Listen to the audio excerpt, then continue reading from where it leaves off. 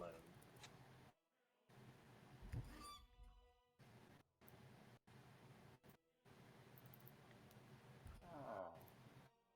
Gotta have growing pains straight out of the way. Sorry about that. Quick little sirens good too.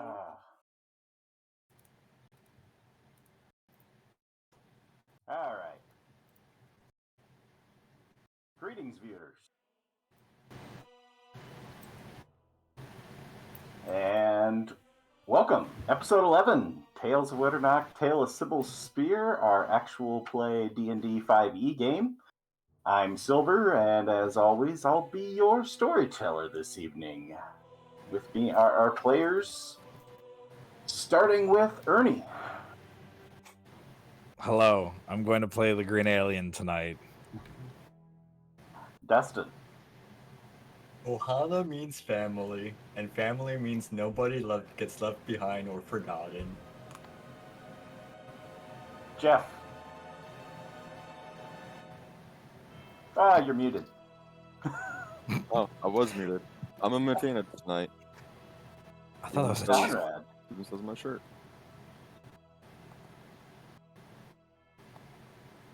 Conrad?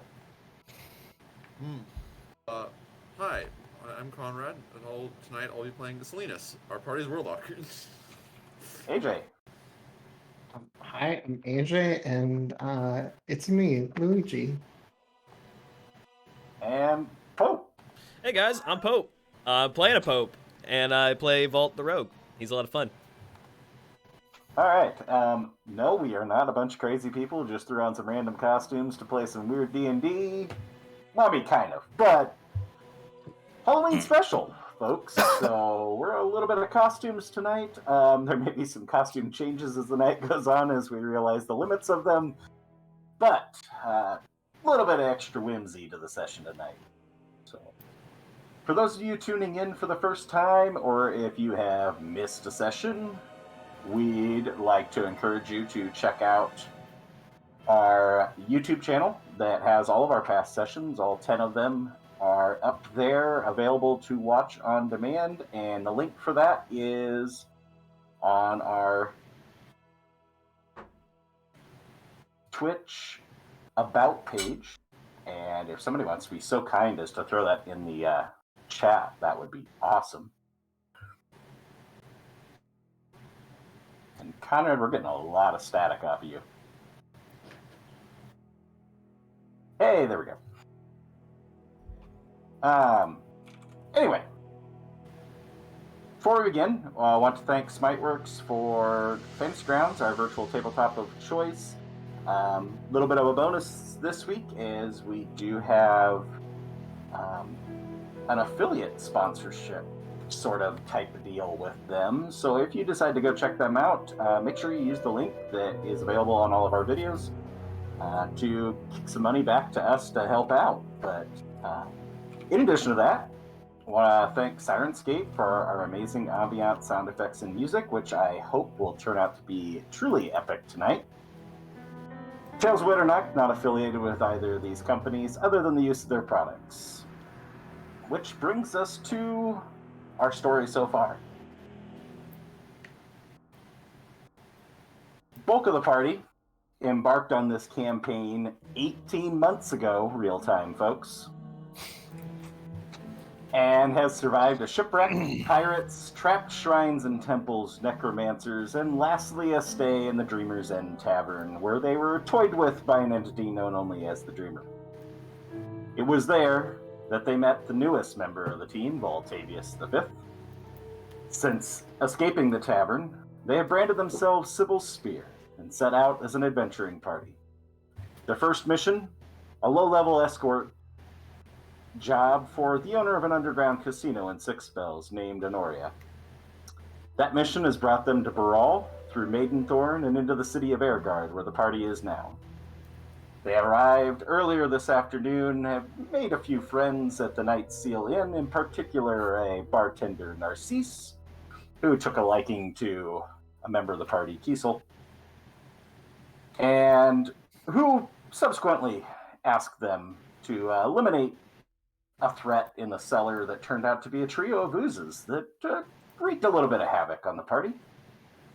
Returning topside to the tavern proper, they found their escort, Jenica the Tigress, who had brought them from Maidenthorn to Airguard as the overall contact for Honoria. And she was waiting with a proposition, an invitation of sorts for a dinner party. Kind of an odd invitation, but something that's a little bit more common to the folks of Airguard.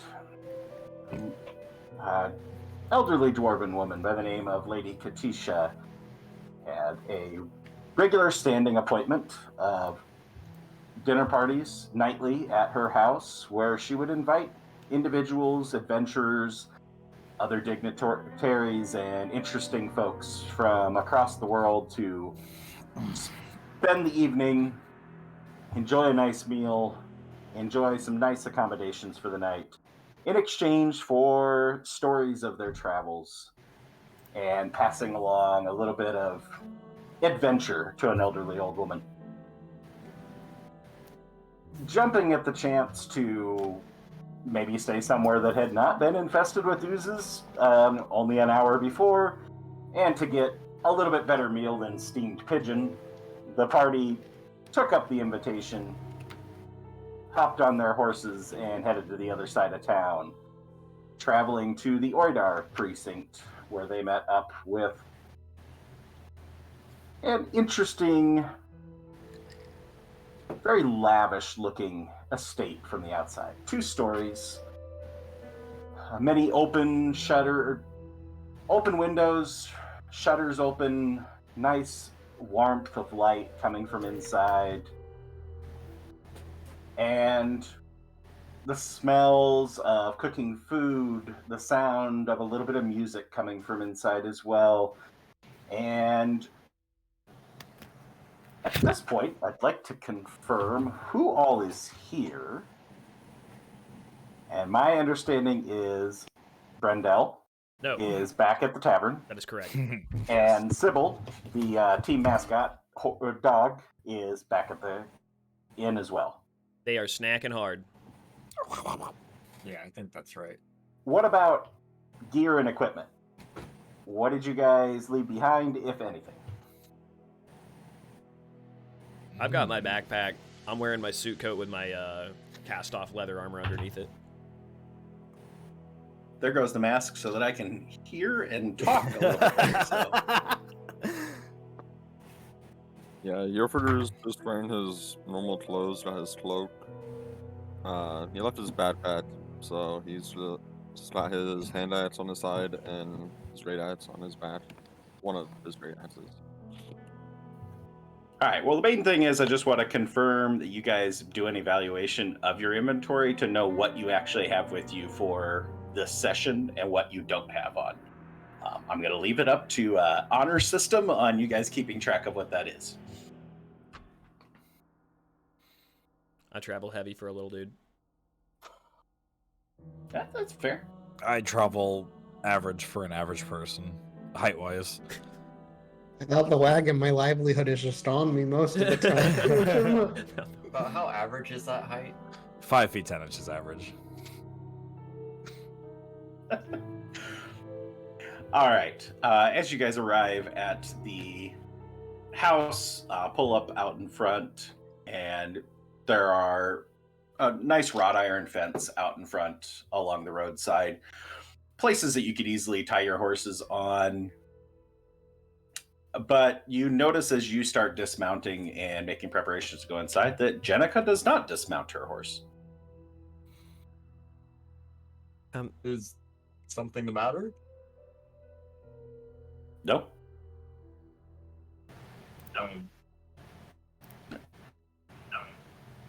Are you going to join us? Oh, I've done this a number of times. Somebody in my line of work kind of runs out of stories that they can share without infringing on their ability to maintain their connections. This one's for you. Another night in the trees it is. I could take the horses back to the inn if you want. Might be a little bit safer. It's a fairly safe neighborhood, but your call. I'm here at your disposal. Well, by all means, if you think that's what's best, then I'll leave to your experience.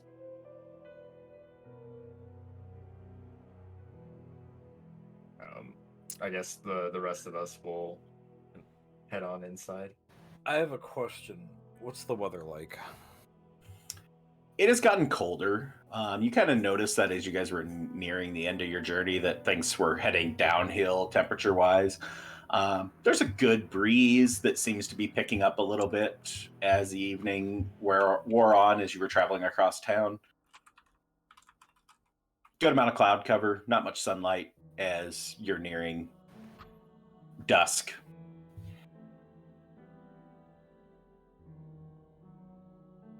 DM, can I get a vibe check on Jenica in regards to her hesitancy to be here? Is there anything to read into that body language, or You can throw an insight check. Does she seem honest whenever she is saying that she's at our disposal? Start off the session with a nat 20, folks. Hey, let's go! Check this vibe. Yeah, everything comes across as just being straightforward. She's done this before, but doesn't need to do this every time she's in town. There's only so many stories to tell. Yep. All right. As long as she's not like leading us into like a trap, like, oh, just leave your horses behind, bro. It's cool. Yeah, and It's totally trusting. she's He's already not handled very it. veiled in any of her emotions. She is clearly like annoyed most of the time with this whole job. Yep. That stage was set a few sessions ago, so Sure. All right. Well, then I'm pleasant and go along with the flow. all right.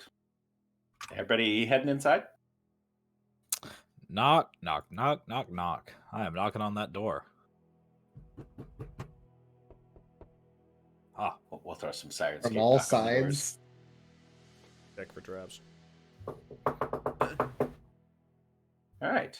As you knock on the door, promptly within a few seconds, the door opens with a creak.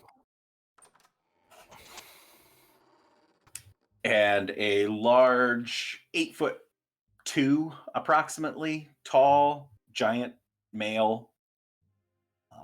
For those of you not in the know, giants are basically Goliaths in this world, so not a giant. Opens the door and just motions for you to go inside. Doesn't say a word, gives about a half smile. And we got our first person to throw an image up on the screen, so.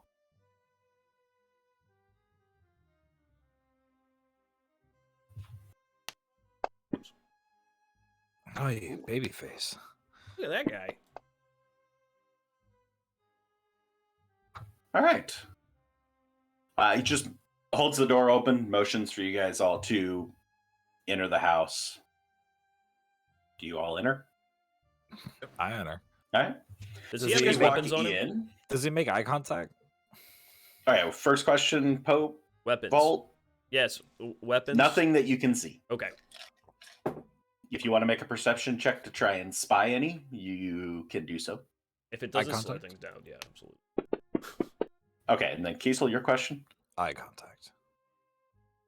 Does he make eye contact with you? Any one of us. Yeah, he looks at each of you as you come Okay. in. Okay. I didn't know if he was just like super stoic about it or if he was like cool. Right? Like, is he being like creepy, like lurch, like staring off into space, not Yeah. making eye contact, or No. is he like kind of like? Okay, with 21 perception, Any hidden weapons on that boy? I mean, I'm not patting him down. you don't notice at first, but as you're able to like kind of position yourself to get a better view to try to like check them out from all sides, you do notice that there is some sort of weapons stowed underneath his vest on his back. Okay, cool. Is it big? Like relative Yeah. to me? Pretty big? Yeah. Hell yeah. Nice. Got Bancroft. Thank you for letting us in.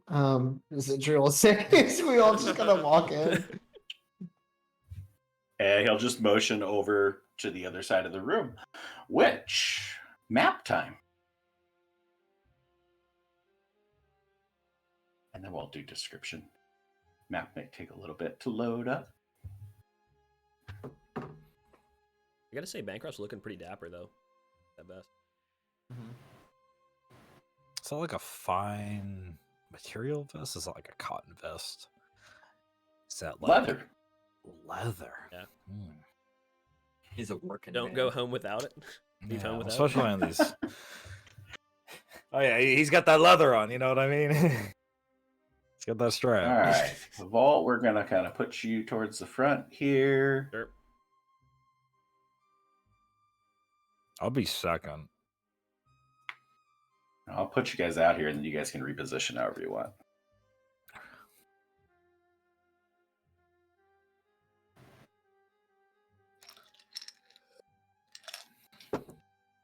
Oh,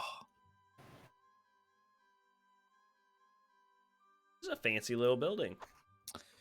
is there a fancy little lady in here? Is that a water piece in the middle? Yeah, it's a fountain right here as you walk in. So, Inside. Ooh. Woo! So yeah, walking in, you get in about a 15-foot space as you get through the door. The butler, doorman, whatever he is, just kind of motions for you to head over to the right. But walking in, you can see out. This is a very, very large room with 6 pillars going down, splitting the room into thirds. There's a large grand staircase at the far side of the room, as well as this fountain right in front of you, and on the other side of it, a table and some couches. There's different trophies and mementos, treasures, whatever you want to call them, on shelves on the side of the walls, paintings on the walls, statues, and some potted plants at the far side of the room. Spying what you can see in this space, there's a large double door off to the left that is closed. There is another single door a little bit further into the room just before you get to the staircase on the left. And on the right, the only set of doors you can see is actually just an open archway that appears to be leading off to some sort of a dining room. And you can also spy 2 doors that are like very well hidden. Just your guys' passive like barely catches, with the exception of Vault would catch them really easily, as to being these 2 doors at the far side of the room that are like built to look like they're part of the wall, but just there's a little bit to be able to tell that there's a difference there. They're not like hidden for the purposes of being hidden doors. You would guess that they are probably hidden for the purposes of maintaining the decor. That's standard. A nice tile floor, leather upholstered couches, this marble table. Everything is top notch, high dollar, probably beyond what most of you guys have ever experienced wealth wise, with the possible exception of a little bit for Alfred and Vault would have experienced a little bit lower level, but at least within spitting distance of this level of cost. Over by the double doors that are just the open archway, there is a packeteer woman who is standing there, and she's doing basically the same motion that the doorman was doing, and just like motioning for you guys to go into the dining room. Stands there silent, doesn't say anything. Doorman doesn't respond at all to Zedri, your thanks for opening the door. Everybody's just pretty silent. You do catch just a little small amount of sound of music playing in the next room. And a little bit of the sound of a fire crackling and some minimal chatter coming from next door. what kind of stone is the pillars made of? They're wood. Wood? Oh, okay. Yep. And then for the stone for the fountain, is it like granite, marble? It's marble it matches the table that's beyond it. They're both marble. Okay. It's just a little bit of a lighter, kind of more blends in with. It's more blends in with the lighter color of the tile versus the table more matches the darker color of the tile. Does this furnishing of wealth, does it come across as classy or a little gaudy and trashy? Is this I would say it's with, more on the classy end. you can tell that the individual who's furnished this has taste. Yes. Okay. That was a very important thing. You would be able to pick up that they have a fairly good trained eye for putting these things together. Mm.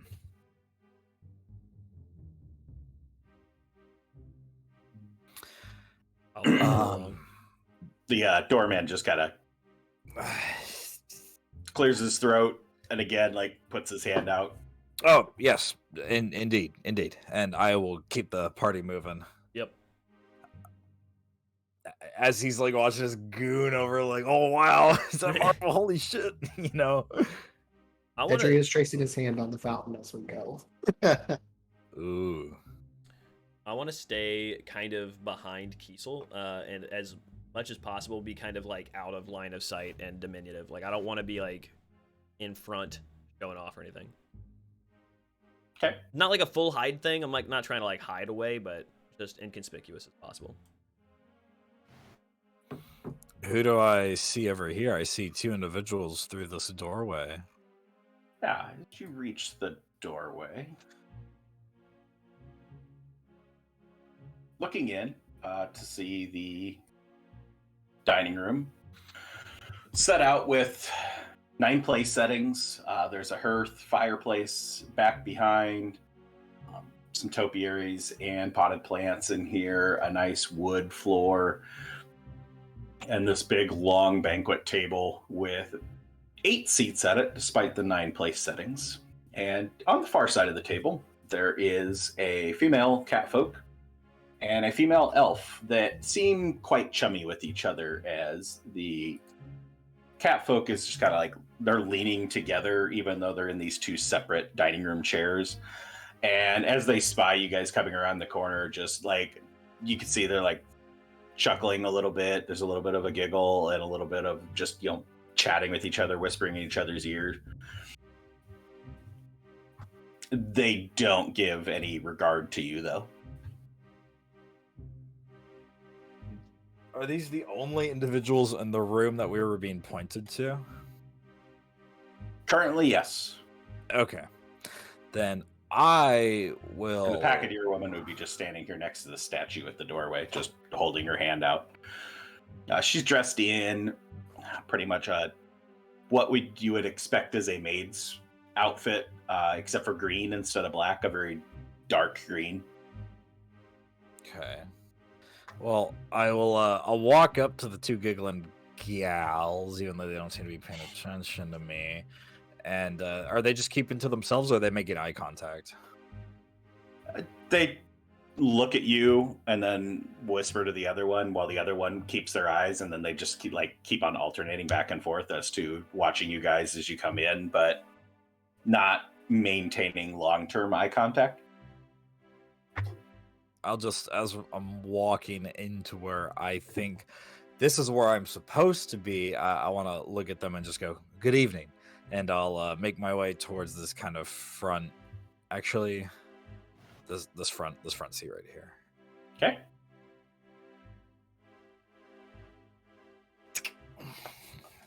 I'll token lock off for now, so you guys can just move where you need to be. Instead of waiting for me to approve them all. Can I get a intuition or a history check or some knowledge of the place setting and the ideal of where the host or hostess would be most likely to sit, which end of the table? Is there any way to indicate like the chair might be bigger or something like that? I won't make you roll for that. Okay. I'll just based off of common courtesy within noble houses and other wealthy to-do people, head of the table Sure. is where the person in charge sits. So, Yeah, I want to sit. which as happens to be far- the only place that doesn't have a chair. So, Fair enough. I want to sit as far away as possible from the head of the table, whichever end that is. So if that's at the bottom, like the south end there, then I'll. yeah, the head of the table would be presumably the place where there's the place setting without a chair. So, Got it. I didn't see that at first till I came around the corner. Is Okay. DM? Are my spidey senses tingling? you have to be more specific than that. I don't know. They're outside of these two just yammering and there be no host and the silent maids. This doesn't seem super sketchy, does it? I mean, I wouldn't have any need to feel uneasy. Not like danger-wise, no. That was a little weird. No real sense of danger. There's just kind of maybe a little bit of confusion. I would say would be fairly safe. That's like, okay, we walked in, everybody just points for us to go someplace. We walk in, still nobody's doing introductions. No sign of an elderly dwarf woman like you were told. Little bit of confusion there. Who are these other two people that are randomly here that no idea who these people are? I mean, at that, Alfred sitting down will turn to the one to his left and go, well, good evening. I guess this place is free. What's your name? How are you doing tonight?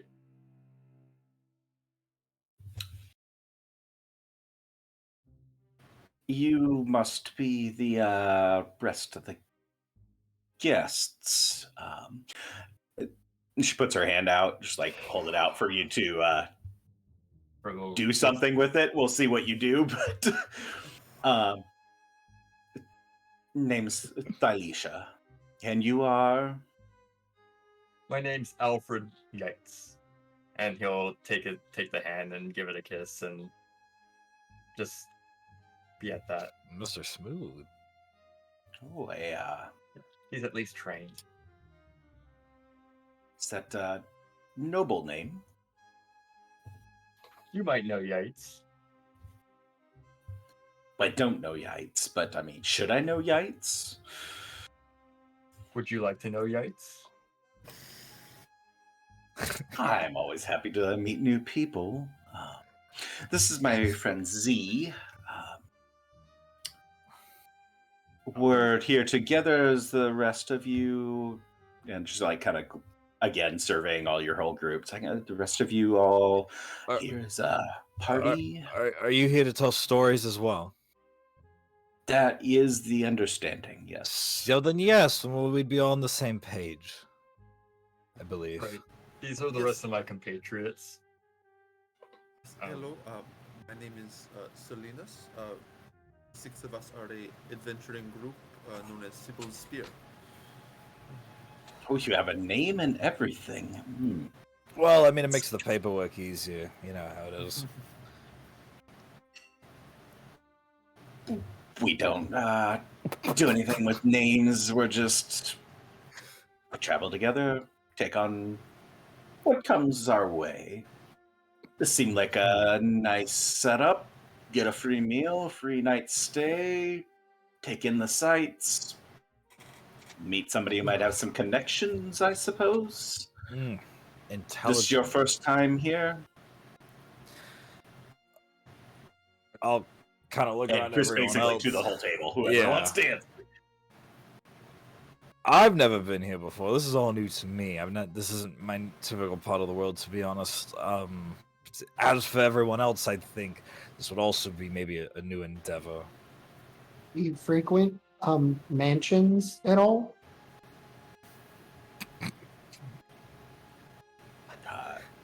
Don't live in one, but I suppose I've been to a few. It's an odd question.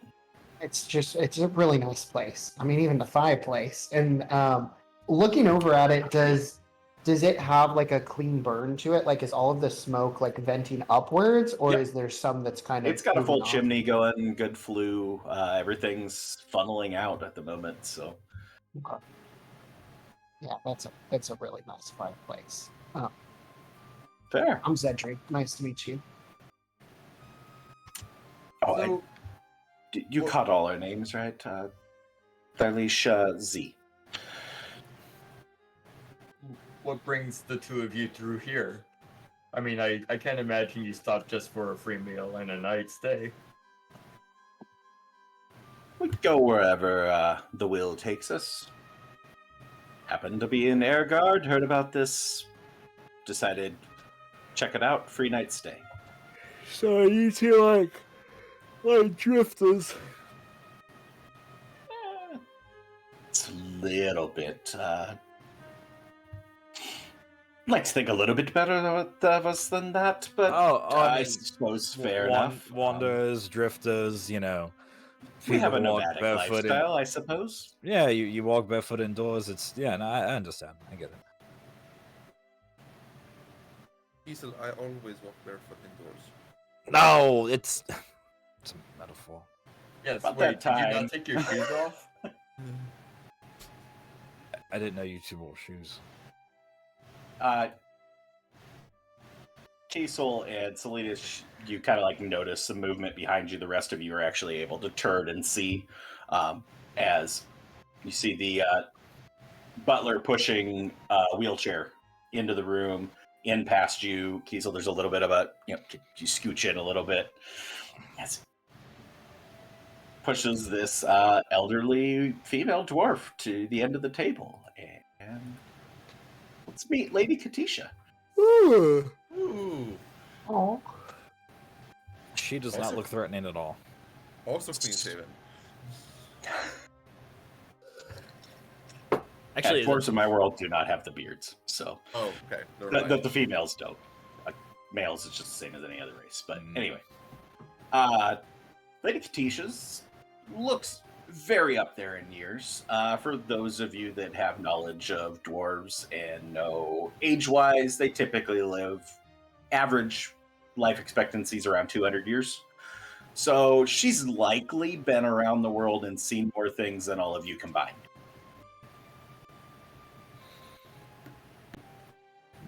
pretty cool. Conrad, we're still getting a lot of static coming off your mic. Sure, let me fix that. As Lady Kateisha comes up to the table, Alfred will stand and get behind his chair and Oh, that's not necessary. I have a question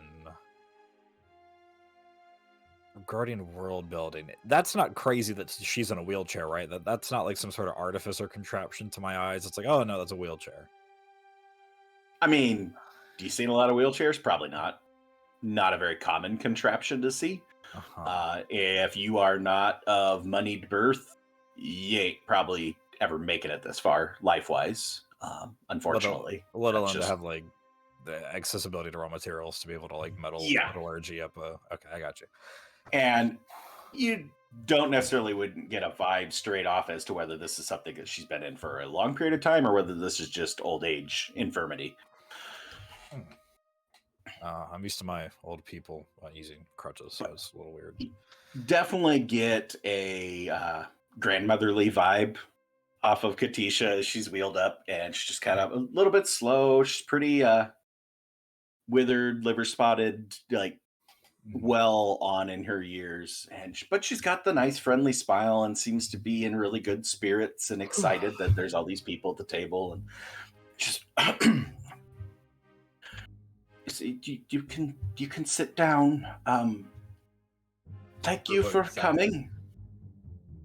I'm, as you probably guessed, Lady Kateisha. Thank you for accepting my invitation.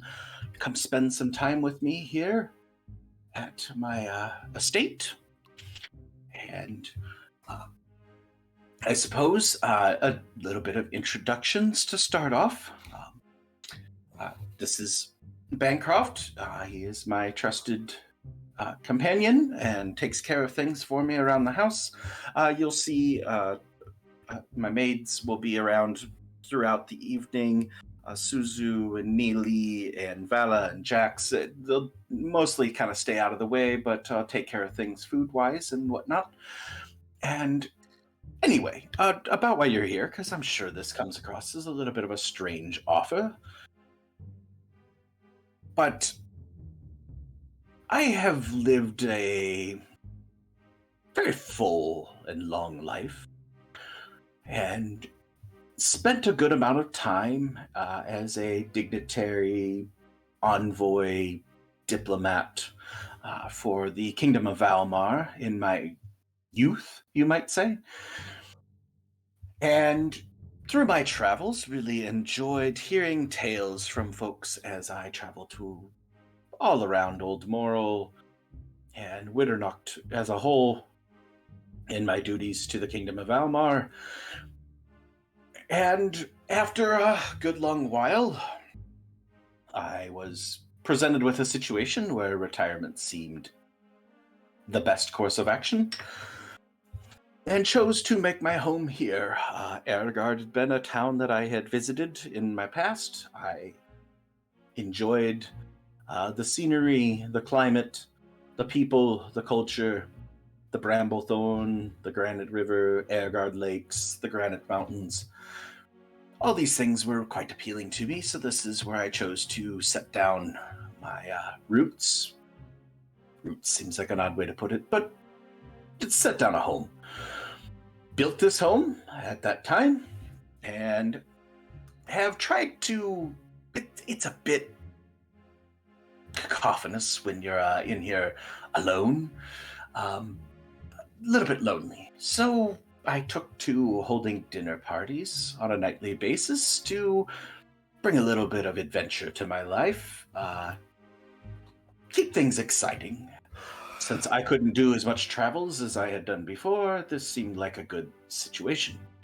So I have presented the option to numerous individuals over roughly the last decade of nightly or semi-nightly get-togethers where individuals come share their stories in exchange for a very fine meal and a nice night's stay. With that, there do come a few rules. Now, rule number 1, everyone must tell a story. No free lunch. You tell a story, you get the free meal and the free stay. That's the agreement, that's the invitation. Shouldn't be a problem. Number 2, I have never been one overly particular to the use of magics. So I please ask that any of you that happen to be magically inclined, and those of you that do have magic backgrounds kind of almost feel like she looks at you and like on that, but you can't quite clock whether it's does she know or is she just looking at everybody and just feel like eyes on you.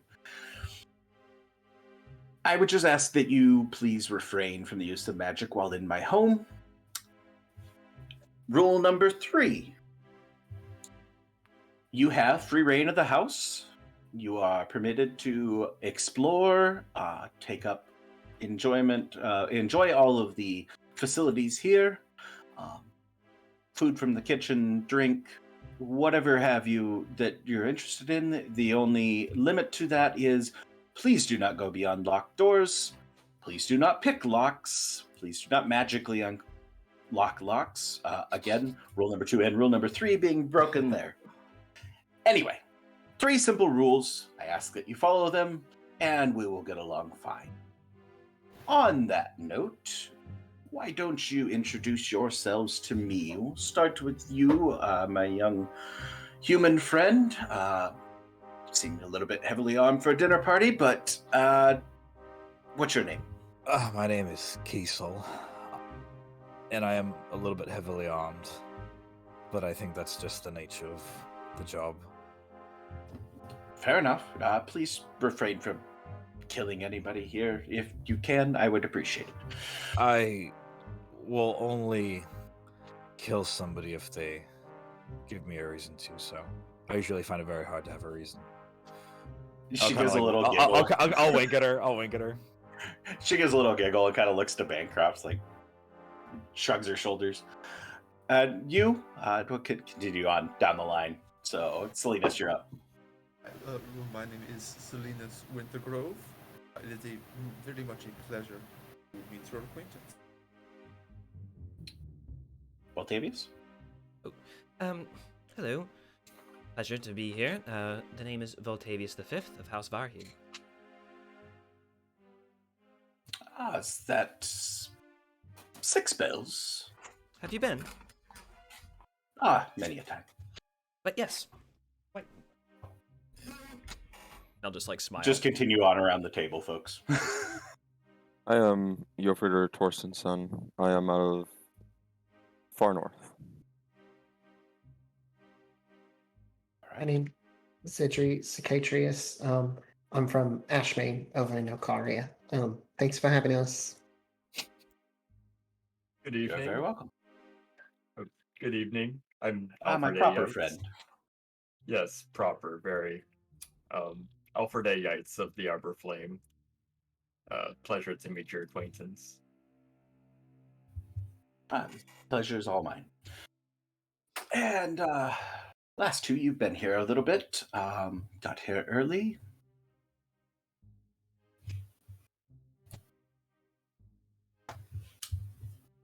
Yeah, I'm Alicia, and I'm from all over, and I suppose I have interesting stories to tell. I suppose that's all that needs to be said. She just looks to her friend.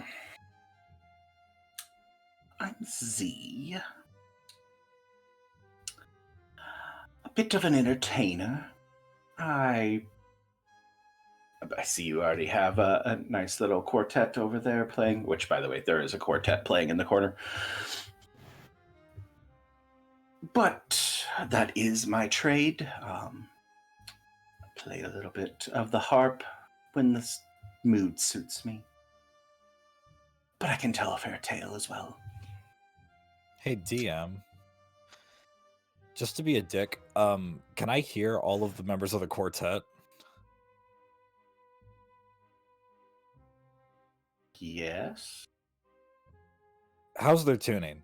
With my very basic, minimal, like, musical knowledge, secondhand from Salinas, could I tell if one of the violas would be out of tune? Give me a perception check. Perception check. No, Z. It is very wonderful to meet a fellow entertainer. I brought my instrument with me this evening. Perhaps as the night moves forward, we could do a bit of a duet. I played with the harp before. Bit of a solo performer, but No, we'll I see. understand. Kiso rolls as a solo performer. All right. So, introductions out of the way. Why don't we enjoy a nice meal, and then we'll get down to stories. For the purposes of not getting up in a big long slog over meal eating, the meals are brought out to you. Just 2 big, massive platters. The first thing is, it looks like maybe like the size of a turkey, but more shaped like a goose. Doesn't long look neck. familiar to anybody. It's got a longer neck on the end of it, and very, very interesting look. And then the second thing is, honestly, looks like maybe like a side of beef, like a roast beef type setup, but doesn't have the right coloring. It's far lighter colored. It doesn't like brown up in any way, shape, or form. It looks more like white meat. Everything kind of like catches you off guard, and she kind of picks up on all of you, and will just like proceed to explain. Just, the bird-looking thing is cockatrice, and the other thing is what's called spike tail, which For best explanation, Stegosaurus. Damn. And then there's just a large assortment of breads and vegetables, potatoes. There's some stuffing that's with the cockatrice. She assures you that the cockatrice is perfectly safe to eat. It's all been has to be properly prepared. It's kind of like blowfish type deal. It's if you know how to do it, it's a delicacy. If you don't know how to do it, you all die. Are there any like fruits that I could ping as being like exotic fruits? There's no fruits on the table, although there No is fruits. some like jellies that you would gather are probably some sort of a fruit based, but you can't really peg what they are. They don't have like a label. It's just kind of like orange, purple, blue. No, they're in bowls. They're in But, yeah, I mean, bowls. Of course. they're in bowls with a little spoon stuck in them. You can kind of pick up like there's some seeds in some of it, but yeah, there's everything from purple to kind of a light orange to a deep red, a lighter colored red, a whole variety of different things. The giant assistant will go and like fix up her plate from everything that's brought in, and see she puts some of like the jellies on the meat, on the spike tail. Can I, as we've eaten and stuff, can I like swish around for those seeds and kind of like pocket them in the jelly? Sure. Sure. I want to take the orange looking jelly seeds. That catches my brain a tickle, so I want to take. Give me a dex check for that. How viable are seeds that have been killed? Gosh. We'll I mean, there's still seeds. We'll find out. So. We have a druid. All things are possible. Oh, Dex. not a major druid. I'll Fair smoke enough. them for you. Smoke 'em for you. 16, yeah, you're able to get a few. All right, cool. Do I see this happening? I'll save that for later. You see Kiesel like sticking his fingers in his like up to his lips and like putting something down. Can't really tell whether it's a gristly part of meat or what the heck he's doing, but he's putting Alright. something into a napkin at the side. All right, cool. There's also an assortment of no ale. Sorry, Offerdeer. Everything is wines. You have these very nice glass wine goblets in front of you, and on each one of yours, there is a charm on the bottom of it. Kiesel, you have a leaf. Please keep note of this. Salinas, you have a wheel. Vault, a candle. And what are these Offerdeer, under? you have a. There's a little charm hanging off the bottom of the wine glass. Okay, on the glass. Jorfredir has a tree. Zedri, a pyramid. Alfred, a dragonfly. Felicia, or Thylecia, has a lighthouse. And Z has a hammer. Can I ask one more time, just confirmation? You tell me mine. Give a candle. Candle. Handle. Wait, who has the wheel? Salinas. Salinas. I had to write that down. I'm sorry. It's lovely. For the I noticed you put the jellies on the meat. Which one do you recommend? Any of them are good. They're just kind of whatever's suits your palate. Try a little bit of each. Certainly. Yeah, Salinas has definitely gone like full Thanksgiving dinner. Has like a little portion of everything on the table on his plate. Hey, who knows the next time you'll eat cockatrice? So. Cedric's gonna raise his hand and see if either one of the maids or Bancroft can come over to him.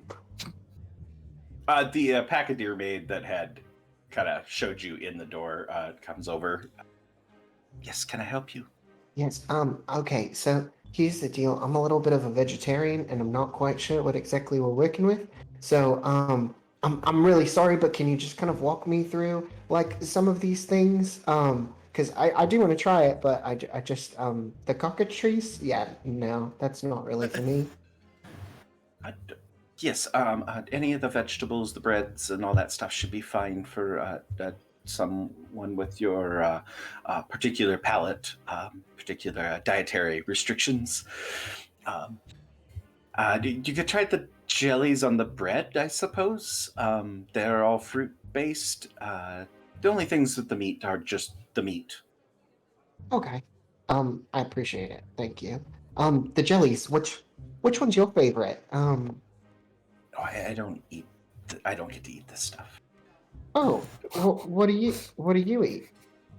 Um, yeah, we have a separate meal we make back there. This is just for the guests. So, Oh, but yes, if that's enough, if you're good. If there's anything else I can get you, that'd be great. But I'm not really supposed to be like doing a whole lot of conversing. oh, I'm sorry. Last thing. I'm Zedri, and he tries to like sneak a handshake to the side. Yeah, Suzu. Thank you. I appreciate it. Yeah, no problem. Let me know if you need anything else.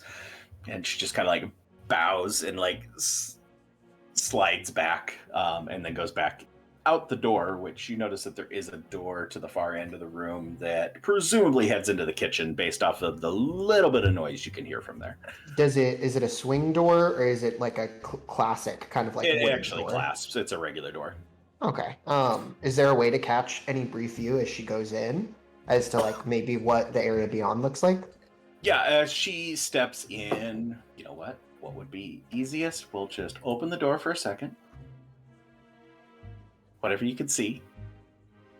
No, And then we'll close the door. Yeah, pretty much you can just see a wash station. There's a little pump and a little bit of a sink there. As I'm macking on this cockatrice wing, and I'm just taking those drumsticks and going to town, I want to look over to our Lady of the Hour and just be like, so, are these farmed or were they hunted? Because, I mean, they're both impressive, but I feel like one has a little bit more weight than the other. I don't believe anybody's farming either one, but I suppose there's some that might do that with the cockatrices. There's a little bit of a market for selling them, so but hey, no, you wouldn't want to with the spike tail. That would be a pretty impossible thing to keep in check. Oh, indeed, but you know, it's big bite. It's kind of one thing to kill a creature, because that shows dominionship over the body, but really, to really rub it in, to be able to farm and to cultivate such a deadly creature really is just control over the uncontrollable. It's almost kind of a step up than killing. Like, why kill when you can just make more and then... You're an interesting You know what I mean? one. I like you. Oh, I'm just saying, you know, instead of killing your enemy, you know, just subjugating, farming, you know, it's classic warfare that we kind of impulse on nature around us. Oh, you've we prob- do plenty of that back home. Indeed, that's what makes him such a good fellow. And I'll raise my wine chalice up for your here, so we ain't got no mead. You guys got it is a really deep red with like very very subtle cherry hints to the bread or to the wine. Sorry, definitely not to the point where you get much of a sweetness off of it. It's very much on the fine wine end of things, not on the. Those of you that have been in these type of company before would recognize it as being, it's more on the recognizing the flavors and a developed palate, a little bit bitter to anybody else. Yeah, just a little bit of a bite. Is this? Do they bring out a bottle to like refill our glasses, or is it like set on the table? Like Suzu comes around, that you caught her as she's coming around and like filling drinks. What does the bottle look like? It's a green bottle, about 3 inches in diameter, probably about 16 inches long. Semi-similar to what you're getting at, but not identical, no. Okay. Not even identical to what you imagine yours should look like if it was all 100% in one piece. Would it look anything similar to the bottle of tiger wine that I bought? Similar. I mean, it's Okay. but different color. Okay. Okay. Tiger wine came in a orangish bottle. No. I want to lean over towards Salinas. You know, they say you can really taste like the wood splinters in a really old wine, but this just kind of tastes like it's been sitting in a cellar for like 100 years. It might have been. Have you tasted very many 100-year-old wine, Keeson? I've just tasted a bunch of shit, so I mean, it could have been wine, but it all kind of tastes the same after a couple years. Well, I can't help you. You're too far gone. Well, you know what they say, if you have a problem, keep going, you know. That's not. Who says that? I don't know. And I'll just keep drinking. All right, as you all eat your fill, drink your fill, they still continue to bring out drinks. You're offered, after dinner's completed, you are offered coffee, tea, this cider. They don't really specify what it's made from, but some sort of another alcoholic beverage, as well as this delicacy that she passes along as being this hot chocolate that they can make. Just whatever suits your particular interest. The other thing you notice as you finish up and they're taking the plates away and that clatter finally goes away, the wind is picked up outside, and a glance at the windows, that there's windows behind you at the table for the two fire hearts, and for the rest of you straight in front of you, you can see snowflakes going in front of the windows at this point. Ooh. So it's like full on flurries at this point. Yep. Oh damn. You guys have brought on the storms in this part of the world. Jeez, So. yeah, honestly. It's all Yofferder's fault. So as the table's cleared, they bring out whatever drinks you choose, and Kateisha gets all of your attention again. And just... All right, I hope you all enjoyed your meal, and we'll move on to the highlight of the night. Time for a little bit of storytelling.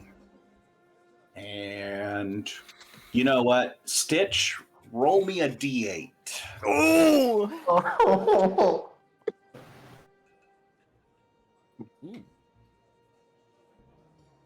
With a 2. All right. So Lady Kateisha goes and just says, if you'd all kindly remove the charms from the bottom of your wine glasses, and Bancroft will come around and collect them. Please remember which one you had.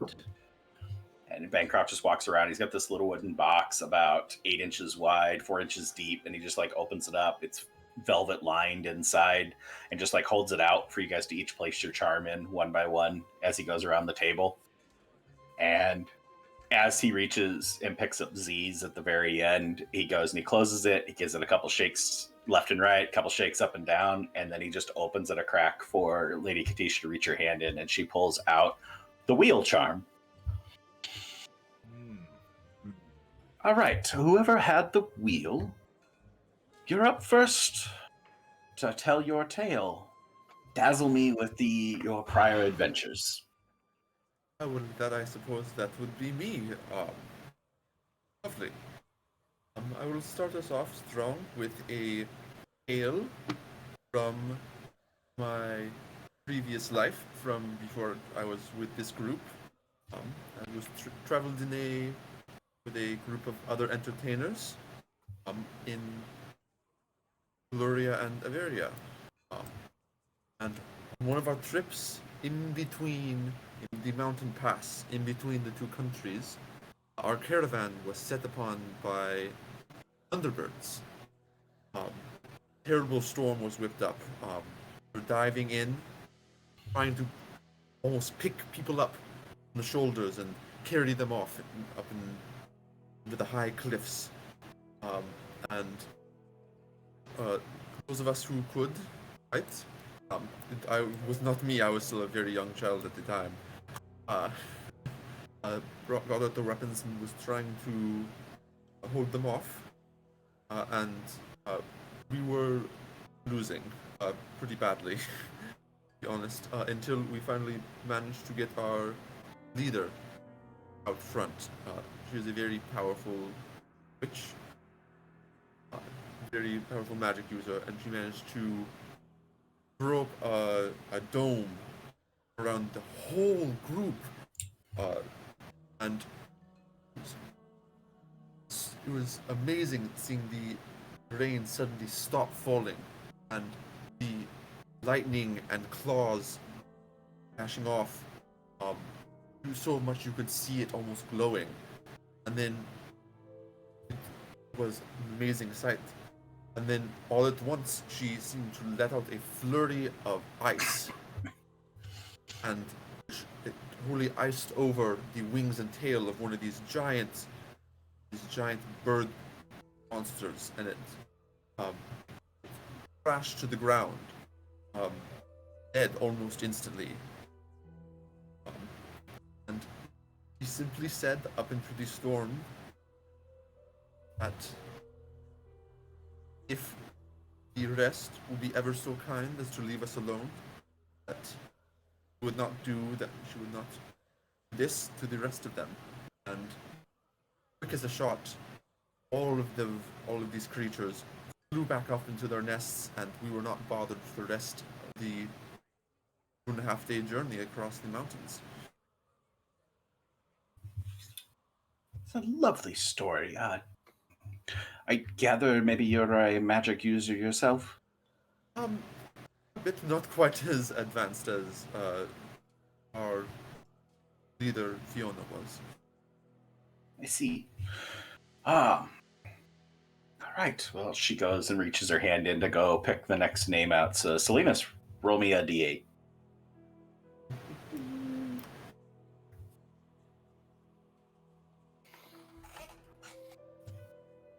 All right. Who had the pyramid? Oh, there's me. All right.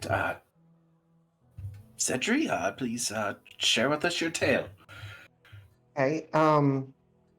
So I'm at a little bit of a crossroads because I guess I really didn't travel much before I met these folks. So I have stories there, but would you also be interested in stories about I don't know, medical wonders? Medical wonders. I suppose. Is this something that happened to you or that you witnessed? Yeah. Seems fair to me. Right. The other one makes me a little uncomfortable. And with that, Zedri will go ahead and reach onto his shirt and like pull it to the side, and he kind of has this like craterous mark on his right shoulder. And as he pulls it off, it actually stretches across his back too. So whenever I was little, I have quite a few siblings, and my youngest sister was working with me at the crematorium that my family runs, and she bumped into fire iron whenever we were near the furnace, and I just kind of reacted, and I kind of caught her. So it fell into my shoulder, and it just kind of sat there and sizzled a little bit. And I know, like, I guess Infernus has blessed my kind with a resistance to things like that. I mean, I've reached my hand into a fire multiple times just to see what it was like, and I don't think that's the same reaction that other people have necessarily had.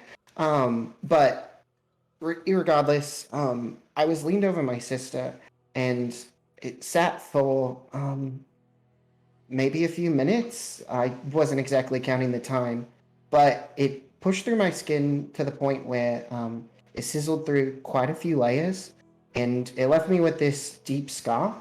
And the funny thing is, I've used magic. I mean, I have it myself, and so do some of my companions. And no matter how much healing there is, it just kind of always stays there. And I think maybe it's some sort of like divine reminder, but it is kind of weird, don't you think? Because magic is supposed to like cure most wounds. I mean, except like, well, yes. And Cedric just puts his hands on the table. That's thank you for your tale. It's very interesting. I'm sorry that happened to you as a young boy, but thank you for sharing. And she goes to reach in and pick another one out. So Zedric, give me a D8. Alrighty. Huh. Jeez, why are my dice not grabbing? There we go.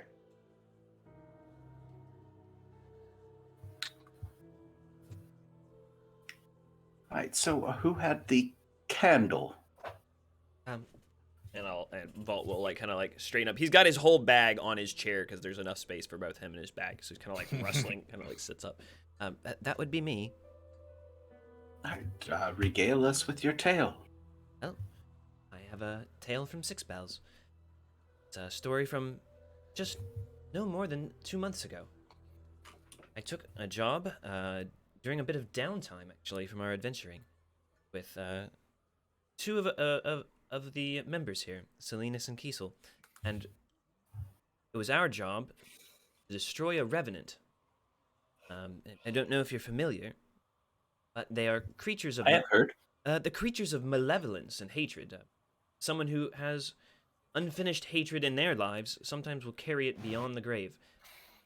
So we visited a catacomb held deep in the bowels of Six Bells, and while looking for this fateful being, we came upon it deep, deep down in a very wet and dark catacomb.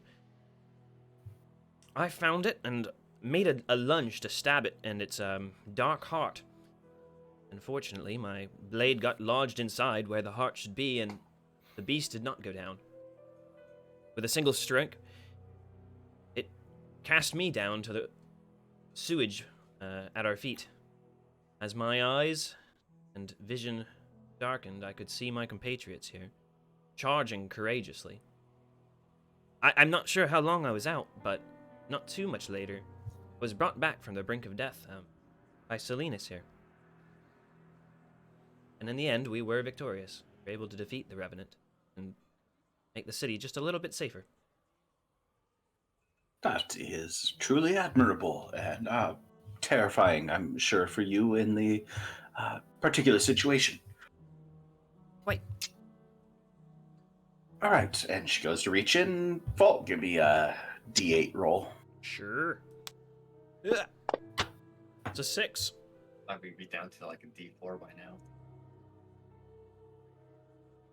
Who had the tree? That would be me. Carry on. Well, the story I have is from when I was a young man, probably about 16 years of age.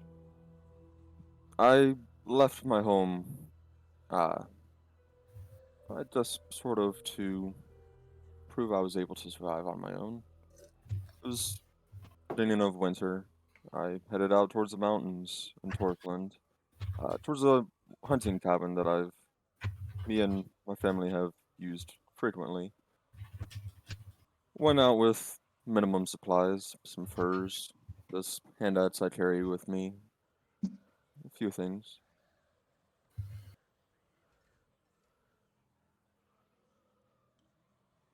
I got out there and, of course, middle of winter, everything iced over. So for food, did some holes in the ice of a nearby lake. Got a few fish here and there when I was lucky. But then I noticed some large tracks in the area around this cabin. And my fears proved true the next day when I saw a bear outside the door.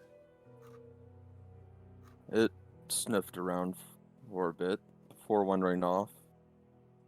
But then that day I was out checking some trap site sets and bear had showed up again. Well, there was no running from it this time. So I had to defend myself the best I could with what I had, and it was a very tough battle, but in the end I prevailed, but not before having quite a nasty gash. And he'll kind of lift his shirt a little bit, and you see a claw right just at the lower end of his ribs on his left side. But Gosh, all of you with your scars tonight.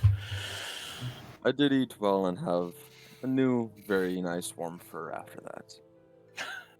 She gives a little bit of a chuckle to that and a nice smile.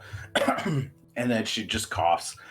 And as she goes to pull the next token out, she just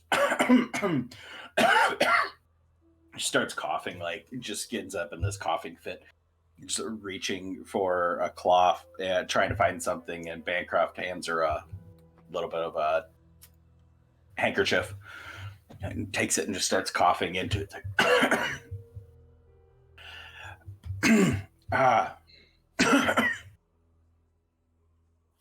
All right, I think I'm okay. And the coughing fit comes back. I'm not going to continue to cough. So, Does she? Is there like a water that I can push in front?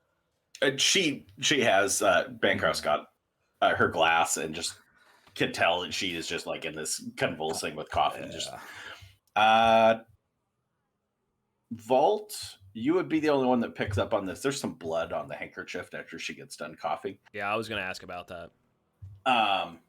Yeah, if any of you want to make a perception check to see if you see that, you can, but Vault would be the only one that clocks it with passive.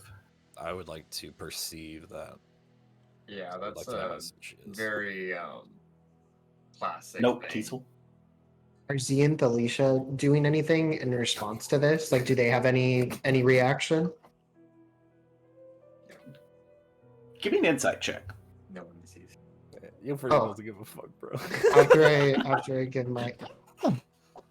What is going on? Oh, None of you are seeing it so far on the perception rolls. Oh. Zedra, you see it. Okay. 15 is the DC, so. Woo! Hey, Insight on Z and Thyleisha with your 25 nat 20. They don't seem to have a single care in the world for the fact that she's coughing. yeah. Are they wearing Very, nice very clothes, cold. by the way? Pickup. Or are they wearing like adventure clothes? Like, are they wearing armors, clothing? It's kind of about midway in between. It's like very nice looking, like it's been cleaned up and everything like that, but there's still some utility to it. Cool. Would Alfred have seen anything around their waist, or like a Person. like a dagger, Yeah. or anything? Not that you can give me a perception check. Hey, you're sitting right next to him. Yeah. I kissed her hand. I should be able to see something. Oh, I don't see shit. Nothing. We'll count that as your roll for Z, and then you can roll with the advantage on Thyleisha since she is right next to you. Berg. We're gonna like kill this lady, dude. No. I don't know what happened with Fantasy Grounds, but the new dice location It changed is like size. right on top of the modifiers. Yeah, just right click Oh, it wow. and unlock it and then move it. Oh yeah, we talked about this last week, but it might have been before you got in. Dustin, you weren't the first one last week. So You're yeah, if you go right. right to the left, there's of the dice, there's a little unlock button that comes up. You just need to right click and then click unlock, and you can move it wherever you want. Thanks. Okay, with the 22, Thyleisha, you clock a dagger or maybe a short sword is underneath her clothes on the backside, kind of strapped to her back underneath her overall vest. Z, you don't pick up on anything. You see her harp is strapped to her back, but Okay. Zedger's gonna stand up. He's gonna push out of his chair and put his hand on his hip. I understand that you mentioned you're not really fond of magic and things like that. Do you need any assistance? I'm just a little worried. no, just a little bit worse for wear. I think maybe we might need to cut tonight's storytelling session a little bit short. I probably should get my rest. It's been a long day, and I've been fighting whatever this is for a few days now, but I'll be fine. Bancroft will get me to my quarters. Don't worry about it. If you didn't tell your tale, don't worry about fulfilling your end of the bargain. Rule number one's off the table for tonight. If I'm feeling up to it, maybe we'll catch it in the morning, but enjoy yourselves. Like I said, free reign to explore the mansion, and Bancroft will show you to your Bancroft or Suzu will show you to your rooms, get you situated, and then feel free to stay in here, socialize, make strangers into friends, or just explore and see what you can find in the house that interests you. I feel like I have a pretty good eye for things and enjoy what I put together here, and I feel like you'll enjoy your accommodations. And kitchen is open and at your disposal as well. Okay, I probably better go. Yep. She just motions, and Bancroft goes and takes her wheelchair, like hurriedly moves her out of the room. And Alfred, Salinas, and Kiesel, if you turn around, Alfred, you could see that they go across the hallway, and that Bancroft unlocks the double doors that are on the other side, and then they go through, and then the door shuts behind them.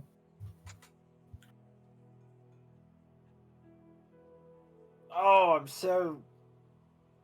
I was wanting to hear everyone's story. That sucks. You could still tell yours. No.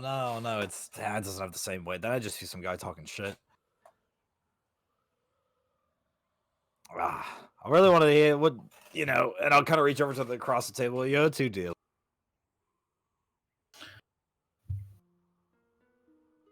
Too bad. If you don't mind, we're gonna go look around. Sure. And Z just gives a little bit of smirk. She doesn't say a lot. She just gives a little smirk as they get up from the table and walk away. I hate them. As they like leave the room, Zedri's is just gonna raise his hand. He's still standing. Hey, do y'all two have some sort of problem? I'm sorry, but she was having a coughing fit, and I mean, I understand that everybody here is maybe a little bit reserved because this is her home and everything, but you two just didn't seem to care at all. Which I mean, what if it was you? What if you started hitting like a coughing fit or something? Would you have reacted to each other? You seem a bit innocent. That may be just fine for you upstanding noble folk that you seem to be, but maybe your friend over here with the glaive and talking about murder and killing people might have a little bit better real-world perspective. I don't know this woman. I don't know anything about this woman. I don't care about this woman. I am here for the free meal and the free night stay. It's a business transaction. What? For all If a you few know, you don't know this woman. She could be worst person on the planet, and you're going and saying I should be bending over backwards to give a shit about her coughing fit. Yeah, I might have it's just a little what? rude. I don't know. I mean, you go to a house, you take to the people who work there, would you? I mean, you could. It's not against the law, but I mean, Manners are for those that can afford them. I figured We you'd be aren't the in type any to say situation that. that we ever get to deal with that. It's mostly kill or be killed. Oh, I God. thought maybe you'd understand that. Oh, you're one of those types. Oh, God. There's no forest through the trees. There's no green on the other side. It's only doom. Oh, it's so boring. I'm gonna Sneeze kind of reach up an arm and put it on Kiesel's shoulder and say, "They are, partially right. It is sort of none of our business." Oh, I mean, The staff didn't seem to be too surprised about it, so I'm sure she has the appropriate treatment or whatever it is that, or whatever her issues are. Yeah, they just didn't have to be a dick about it, though. I didn't like that. Speaking of the staff, the only person that doesn't seem like they understand what's going on is the four minstrels that have now stopped playing since the coughing fit incident came up, and they're just kind of looking at each other like, do we play? Are we excused? Do we get to leave? And then after a while and some little bit of chat back and forth between them, they start putting their instruments away and getting ready to leave. Hey, you were a little flat. Think about that next time. How to get that off my chest? I don't know if he was flat. I was just very angry. He's looking at the other three, just like, was I? Did I do something wrong? Oh, that just has me so riled up. Oh God. Okay, whatever. Rooms, something. Are we gonna explore? Are we gonna break the rules? Like what? If we're into this house, so What? break the rules? There's literally only 3 of them. well, I know the boss One's said. off the table. There's only 2. Only 2. I mean, I understand the boss said pretty short, but we like to crawl under it sometimes. So I don't know. I mean, there's always surprises behind locked doors. We are supposed to, explore. DM, I have a question. Mhm. Do we know where the lady went? I was kind of wanting to keep ears for like the path that she took, rolling away. Alfred would have seen that she went across the hallway into the room across the hall, and it shut, and the door shut. Would I hear? Would I be Yes. able to like just kind of tell generally where she was last night? Like, where was the last I heard her? Let me just say that. Give me a perception. I mean, you would have heard it. Yeah. Perception as to place and direction more than anything. Well, thank goodness for halfling luck. I love that we don't get to see the reroll. It just goes and gets like, I know, right? suddenly 1 turned into an 11. Hooray! Plus 10. With a 19, pretty much straight behind you. Based off the survey of what's here, you would guess it's the double doors on the other side of the main room. Then what I'm gonna do is say to everybody, I would actually like to check out the foyer, if I might. There looked like there's some comfy seating. I understand that's in a different dialect in common, but what does foyer mean? It's the room behind us. Oh! I thought that was like a living room. I mean, you do live in it. I believe a foyer is the room you walk in when you enter the building. Oh, I thought that was just the doorway. Sure. But there's some nice seats, and I'd like to try them. And then I'm gonna get up and like just kind of like walk away. All right. Follow vault. That way we're not all separated. Just go to this chair. I want to sit on this chair. It looks nice. I would like to maybe look around, see if our hostess has a library. Oh, yeah. No, maybe they have some materials to work with or some workspace. I was almost tempted to tell like a dreamer story, but I didn't want them to look at me crazy like the priest of Briora did that one time. Right. I don't think we can tell anybody about those stories yet. Because it'll make me look crazy? Yes.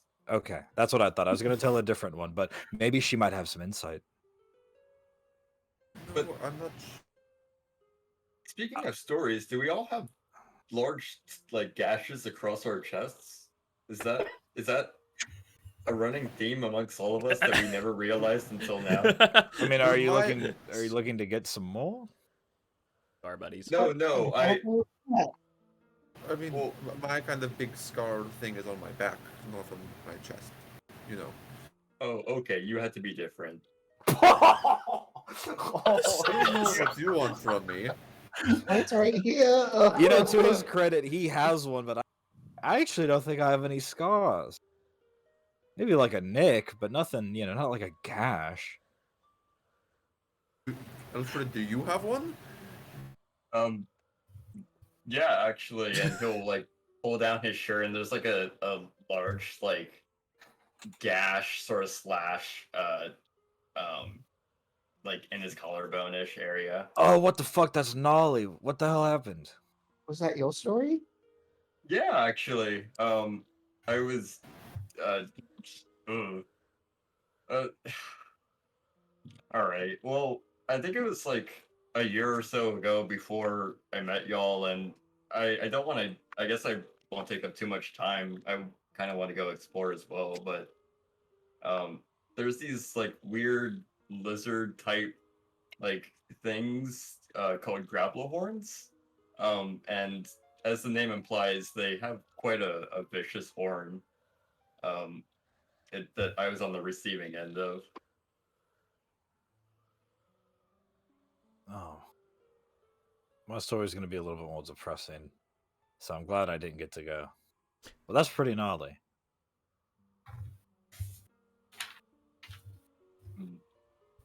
But on that note, I'm going to go explore now. So Suzu steps out of the kitchen, just like, do you need to be shown to your rooms? Oh yeah, where are we staying? Upstairs, you each have your own room. I'll get you set up with those if you want. Are they designated by the little like miniatures that we had? No. Oh, Just whichever rooms you want to stay in. I mean, if you guys want to trade, I don't care. all right. Alpha will walk upstairs. Okay. I'll follow along. Everybody else going, or some of you staying downstairs? I want to know is the door hidden that they went through? Like, No. is it like open or closed? Like, I'm not gonna like test the doorknob. Like, I didn't. I just like walked out, but I'd be like kind of eyeing it a little bit and seeing if I can hear anything from in this room. I think I'm only like. No, you don't hear anything. Is there any light or anything coming out from the door, or is it completely perfectly sealed? There's a little bit of light coming out from underneath it, so there's some sort of a light source in there. Not a large one. It's pretty dim and a little bit of a flicker to it, but no sounds or shadows. Okay. I would actually like to walk over to the door, get as close as I can get. Do I get any more information without interacting directly with it? Give me a perception.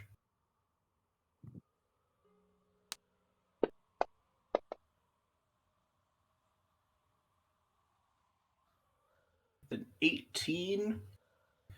You can pick up the sound of what you would interpret as being some sort of an oil lamp. Okay. The flickering of the light going, and for a brief second, you can hear footfalls, and then they're gone. Okay. I'm gonna knock on the door real quick and just kind of call inside and say, "Is there anything that you need? Is there anything we can do?" And see if anyone responds. No response. Okay, well, if I see the rest of the party marching up towards rooms and things with servants, I will join them. I think I would also make my way towards the upstairs just to get acquainted on to where we're staying. Okay. Yeah, so would we go for her. All right, so upstairs.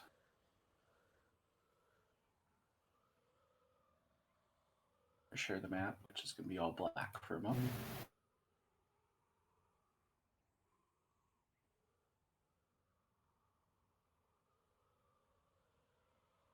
Okay, you see the whole map? Probably soon. I see a question mark right now, but... Oh, it'll get there. Yeah. Higher res images take a little bit. We all need matching scars. And you're really flexing on us saying that you have a high res image for this. Oh god, I can smell my processor. Whoa! Golly, that is nice. And I apologize, I did something different between the two maps, and so you can see all the light sources on here, and the other one, I tried something different, and it didn't work, so my apologies. But anyway, the checkered part in the center is the floor below. There isn't a way in the program to actually cut it out to send it below. The stairs, they have that, but they don't have it for the rest of it. So there is just this big open area in the center that you can see down. That's cool. Suzu leads you up the stairs, and you catch sight of your two other guests, and they're like, "We'll take the one down the hall." So Susie just motions, "All right." So these two, so the two in the top left corner, are available, or any of the four on the right side. You guys can pick where you want to be. I want the top right next to the stairs. Okay. It's got a funky blue carpet. Alfred will be below. All right. Cedric will be below that. Your fritter will take the top right one. This is in the top right one. Or top left, sorry. All right. Take all the tokens off.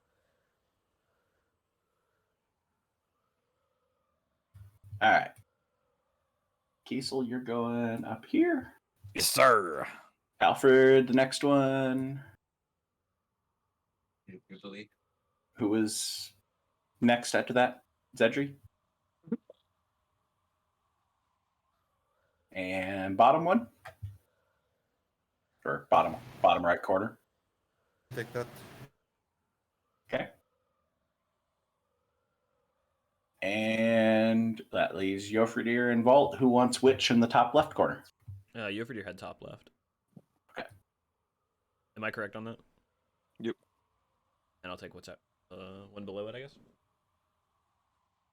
Where did I miss Vault? There he is. Like, I lost your token. It's a small one, little dude. Token's the same size as everyone else's. It's this small dude on the inside that's what counts. I don't know what's on the outside. All right. You each have your rooms. Do you go and stay in your rooms? It's 8:30, 9 o'clock at this point. Or do you venture around the place or go to one person's room and hang out there? There's not a whole lot of seating in the rooms, but there are nice double beds. So, Are there any books in the A room? window. not in yours. Oh, boo. Yeah. I'd Check it want- out. You have your little wash basin in the corner, a little nightstand with a mirror on it, and then there's the big armoire cupboard or closet over to the left. I'll walk out of my room then. I want to find a library or someplace. This lady's got to have books. I want to find them. I also mentioned library. I Yeah. would like to see if I can wander around. Yeah, let's go get Okay. get some books. Is the store opening? Does the store open? The one down at the bottom, Yes. that's Z and Philisha's room. Yeah, Okay, never mind. It'll be weird. I'm locked in Nobody my wants to. room. I can't get out of my room. What is this? Look on the door. double You should be door? good. Okay, what'd you ask, Jofridir? What's this big double door in front of me for? It's a bay window right to the side of you. There's a bay window that comes off of each of your rooms, and then one at the top of the stairs too. Is the bottom left door unlocked? So the door that Alfred is at Ran around one side to the is next. locked. It's locked. That's fine. And the one that Jofridir is at is also locked. I think I just got locked in the door. Damn, You're my- in the door. Yeah, exactly. There we Sorry. go. Sorry. Okay. Did you Everyone just screaming at their doors because they're locked. Ah! I broke rule Alfred number 2. closed the I door think. when he found out it was locked and closed the little vault inside it. Not supposed to be God. here. Are there any Yeah, doors that are All the other unlocked? doors you got, all the doors up here are either to your rooms or to the other guest room or to the two rooms that are locked. Yeah. All right, we're heading back downstairs. Okay. Back downstairs, I'm not going to have you actually have to do everything to go back and forth from map to map because it'll suck. And I decided not to spend $10 to get portals so you guys could automatically move from map to map because that'd be really cool. This is the first time I've actually had a really good opportunity to use it and decided I don't want to learn how to use it this week. So sucks to be you guys. Anyway, back downstairs, if you check the doors there, the one that you believe Kateisha went through is locked. The next one beyond it, moving away from the main door, opens, and it's privy. Is it nice? Like the rest of the house? It's a Does it have single toilet privy. Nice. Does it have a Maybe a prestidigitation prestidigitation toilet if you want to test it. Oh! Goodness. Yeah, it's a very heavy meal of lots of meats. I think it might take a second to digest first. I don't think I could push one out just yet. I just ate.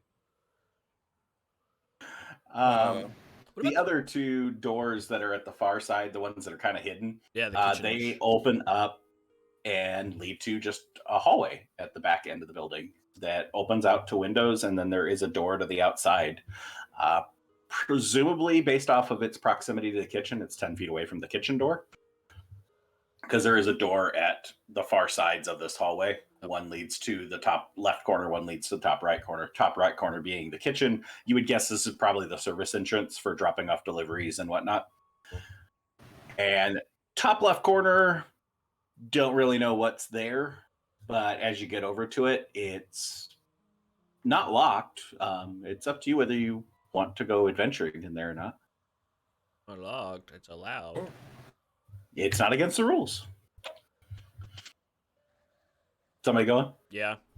Okay. We'll walk in. Okay. You walk into this room and immediately get a scream from one of the maids was changing out of her outfit. This is the servant quarters.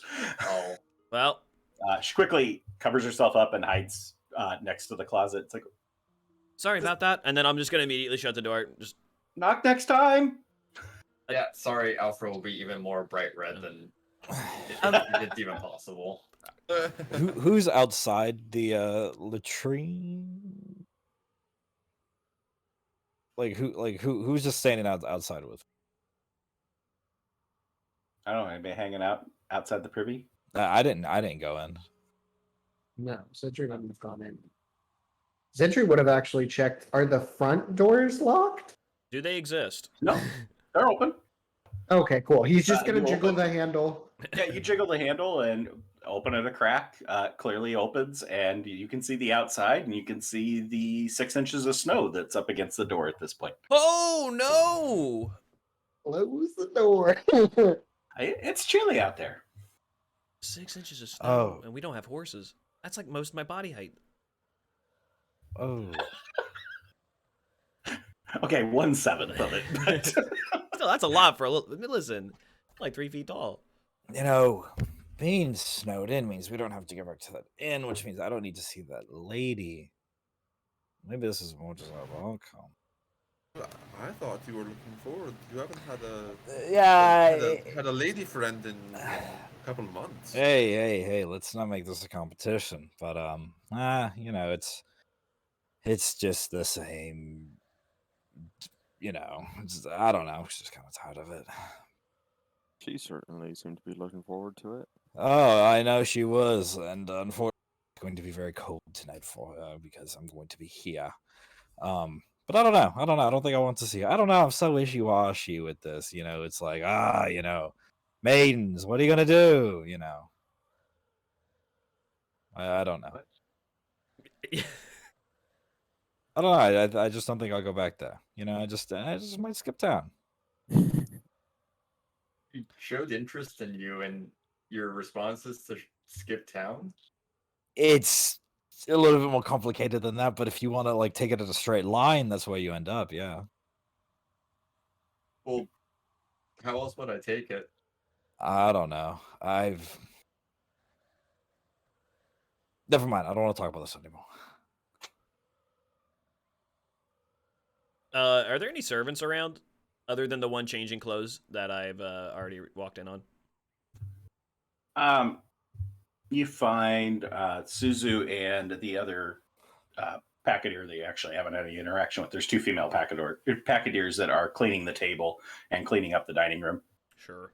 I'd like to greet them warmly and ask them if there's like a library or any place I could go read a book.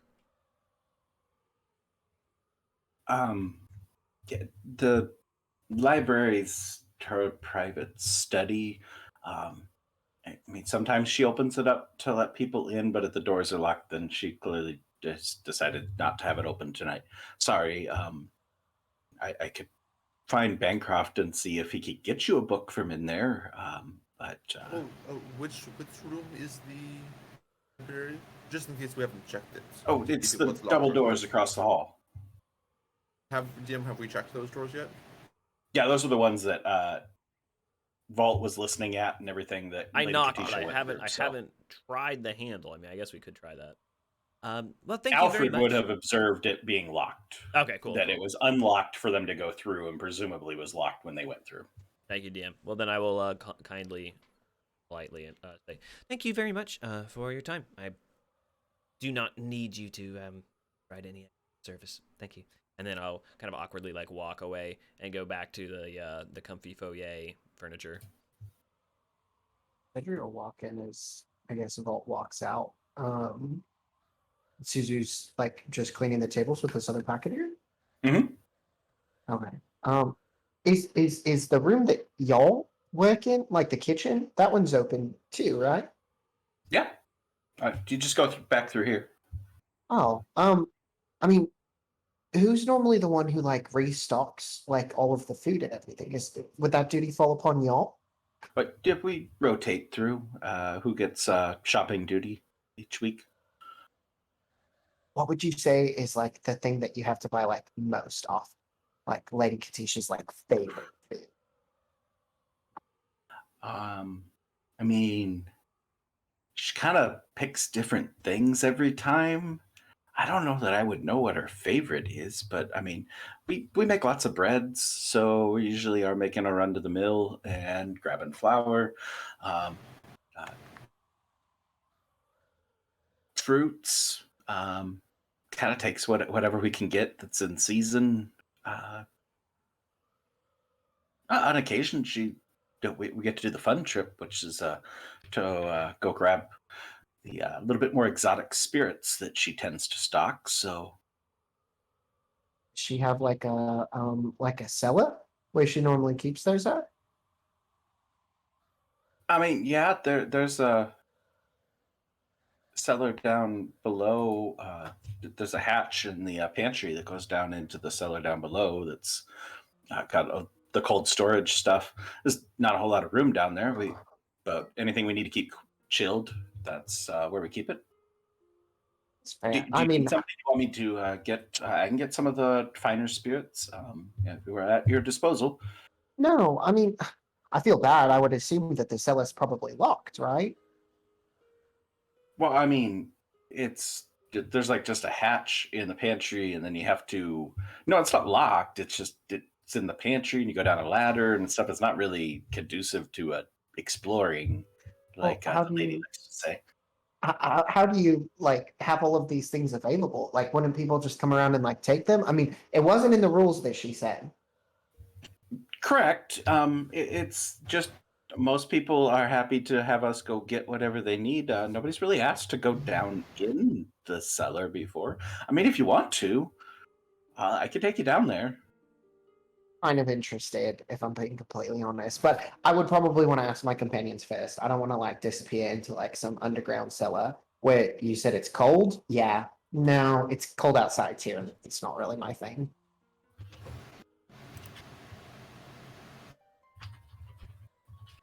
I appreciate your help, and Suzu, and I don't believe I've caught your name yet. Oh, I'm Jax. Ah, okay. Nice to meet you. I'm Zedri. I mean, I know we had to introduce ourselves before, but I don't know if you were in the room. Nice to meet you.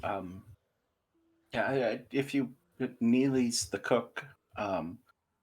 She does some other duties too, but she mostly handles that.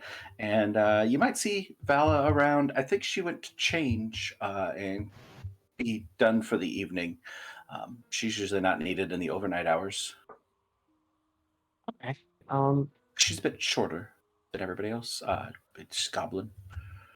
Oh, okay. We have a short-statured friend as well. I mean, I kind of came in whenever he left, but anyways, I hope that you both have a wonderful night, and I will definitely be in touch about the cell and everything. All It'll right. be fun to explore, I guess. Suit yourself. Walk on out. Pretty happy with All this. So. Well, So you do your exploration and looking around at things, and then quickly realize it's like there's a lot of room here, but there's not a whole lot of things to do here. Most things that would be of any like real interest are locked behind doors. It seems, the library in particular that's been brought up. That being said, you can kind of pass the time however you want to pass the time, but ultimately boredom will set in at some point in time that you guys are going to have to probably just say, all right, well, that's that. It's the accommodations, not the entertainment that we came for. I have some requests of the facilities if possible. I don't know if I need to itemize these or like send them to you as a message. No, it's fine. Okay, I would like a bottle of scotch, a whole flask of lamp oil, and if they have any crossbow bolts, I'd like to have some. I'm just gonna see if they have any of these on hand, any and or. They bring you the bottle of scotch. They do not keep weaponry on hand, and they are able to get you the flask of oil. Yes. All right, we made up for the You have camping. observed that most of the lighting in this place, other than the dining room, is all oil lamps. So, So now Can I- back up to 2 bottles of oil. Yes, sir. Thank you. I have a question. How common is the oil, and what is it made of? what are you going to do to test what it's made of? Well, I just okay. Do you I want to guess try to taste it? I just I don't know if we're milking animals for this kind of stuff or if this is just like oil. But I guess actually more of an actual question would be, how common are oil lamps? Is it more of still like a bourgeois type thing to really have, and not very common outside of? Not very common unless you're in an area that has a ready supply of the ingredients necessary to make oils.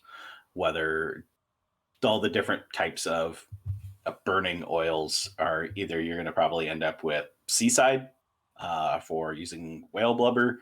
You do have some that are making like other smaller creatures and breaking that stuff down. But more often than not, that's a heck of a lot cheaper to just make tallow candles out of that. So you don't have a whole lot that's being put into production that way. People just buy candles. It's just simpler. It is. So oil lamps, definitely on the high end and probably more expensive than it's really worth. Just it's a matter of you can refill instead of having to replace candles all the time. So It's like a cost efficient thing. If you can afford to replace it, then you replace I it. don't even know that it would say it's actually cost efficient. It's just a matter of it's almost a status symbol to have them. It's like having a And they Roomba. burn a heck of a lot cleaner than tallow candles do. Yeah. Were there also any indications of like an addict somewhere when we were upstairs, or no? Not that you could observe, no. That was just kind of the extent of the upstairs was what we saw. Yep. Other than the 2 locked rooms. Well, I'll be heading to bed to get a long rest. Go ahead and head to bed. Okay. Um, Anybody staying up late? I'll stay up Walt's late. going to bed with his bottle of scotch. I imagine they don't. You have didn't poison. even kill anybody today that you need to drink yourself to sleep. I know, right? It's nice. We just have the whole bottle. Just gonna put it in my backpack. It's like taking food home from the takeaway. Like you go to like the buffet, you just take some Can I with have a you. doggy bag of everything that was on the Yes. table? And Oh, also, can I that- get the little shampoos Yeah, and dude, soaps absolutely. and shower cap? That is basically what we're doing right now. I want to stay up and write for a little bit, no more than like an hour and a half. Okay. 'cause that's Are you going to do that out of your room or in your room? No, I'll unwind, get comfortable, put my feet under the blankets to keep them warm. Okay. Yeah, as long as there's no tears in the fabrics of reality happening in my room, chill. Everything seems pretty legit. Definitely the nicest mattress you've ever been on, including you 2 noble folks. God dang! I gotta find out who gets Wow. these. Put this in my house. Very high end. Everything is like super soft materials. No, most of the inns you guys would frequent are going to end up with like those rough wool type materials that are abrasive and don't really feel good on your skin, but they're warm. They do their job, but they're not comfortable. This is, best you can tell, some form of silk on the sheets, and the blankets are very pretty much the equivalent of a down comforter. Oh man, I'm yeah. Once I get in there, I'm just gonna wrap myself up and just kind of fold into the ball of pillow eternity. Yeah, Yorfer is just spread out completely underneath. Just All right. face down. Just completely spread out. Okay, so Yoferdir, Kiesel, Balt, Salinas have all retired. What about the Firehearts? Alfred is bumming around. He's still like looking around, just not really anything in particular. He doesn't feel like quite tired yet, but he doesn't want to break any rules. Okay. If he doesn't have a reason to it, at least. All right. Cedric? Well, Zidri's gonna actually try to find Alfred. He's wandering around. If he's wandering around, I think you could probably find him. Yeah, you'll find him downstairs. Cool. All right. Yeah, Zidri would kind of approach and just say, "Hey, Alfred, I had a question. Sure, I might have an answer. I mean, I think you probably will. Do you have like maids and servants in your household? Not anything like this. We have like we do have like some staff around, but not as many as this. I we have I think two of all the time that I've lived. Usually one at a time. I feel like we never had more than one. I We're mean, not if you really. had, Oh, I'm sorry. I was just gonna say we're not really much for flaunting. yeah, I mean, I just find it kind of weird. Like, if you have a chef and you have like all of these servants that bring out the food and stuff, wouldn't it make sense that any leftover food would probably go to them? Yeah, I mean, they usually ate with us. Yeah, that isn't the case here. Right. Suzu was telling me that they eat like totally separate meals. Hmm. There's also a I wine cellar that we're allowed access to, and I don't know if you're like wanting to have a glass before bed or anything, but they were I'm saying not that there's really. I'm not really like too. I know that I had like this posh background that people see me as, but I'm not really too versed in wine actually. oh Are you? no, absolutely not. I mean, it sounded more interesting than anything else. There's a hatch in the pantry that you can like access it through, and I thought if we're looking for maybe unique things here, since everything up until this point has been ironically called. Yeah. I keep on looking around. I honestly feel a little, I guess for lack of a better word, haunted. Um, like there's not really any reason why, but I feel almost uneasy. Oh, well, I mean, in that case, do you think that we should probably like pair up instead of being in like separate rooms? Um, I don't think that.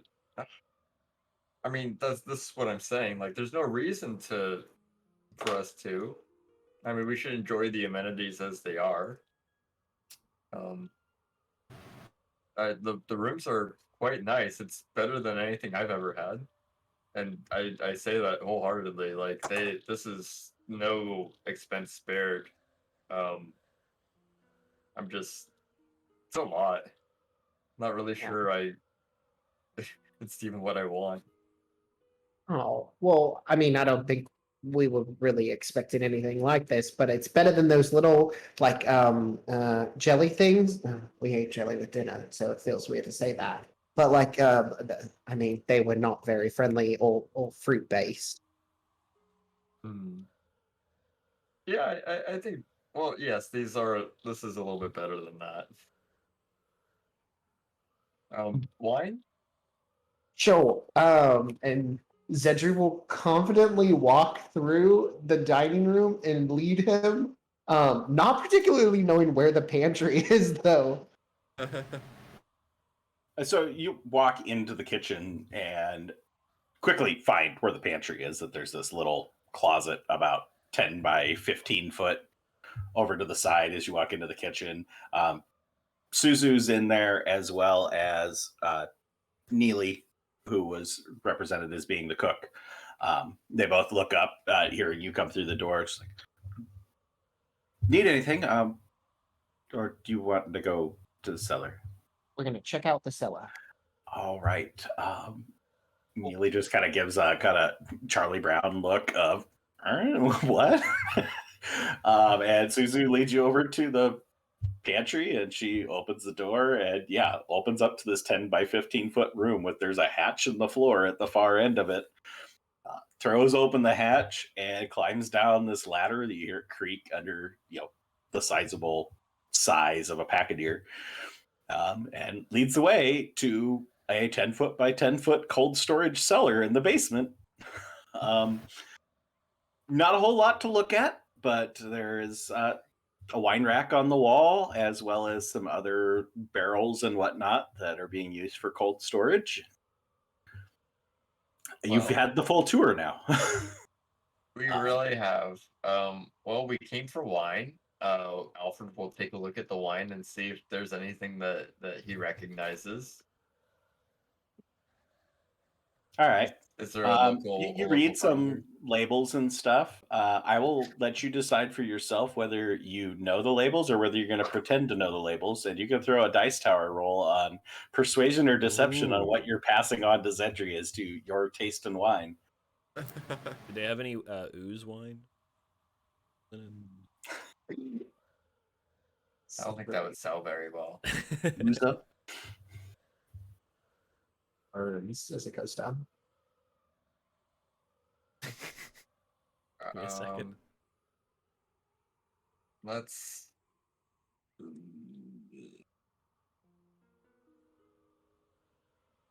Yeah. He'll go and see. Yeah, no, there's actually quite a few around here that I recognize. He'll pull like 2 or 3 bottles off, trying to like grasp 2 in one hand and 1 in the other. These are really good. These would have been really good with dinner. This one is really good with like desserts and whatnot. Zedri, give me an insight. Okay. You don't have to do tower. You can just throw the insight. Okay.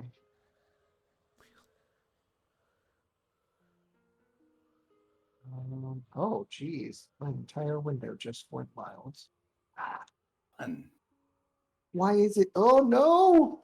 Here, let me try to close it. And then. No! It's still. Okay. My window is like in the top left corner or top right corner of my screen. Nick, yeah. Anyways,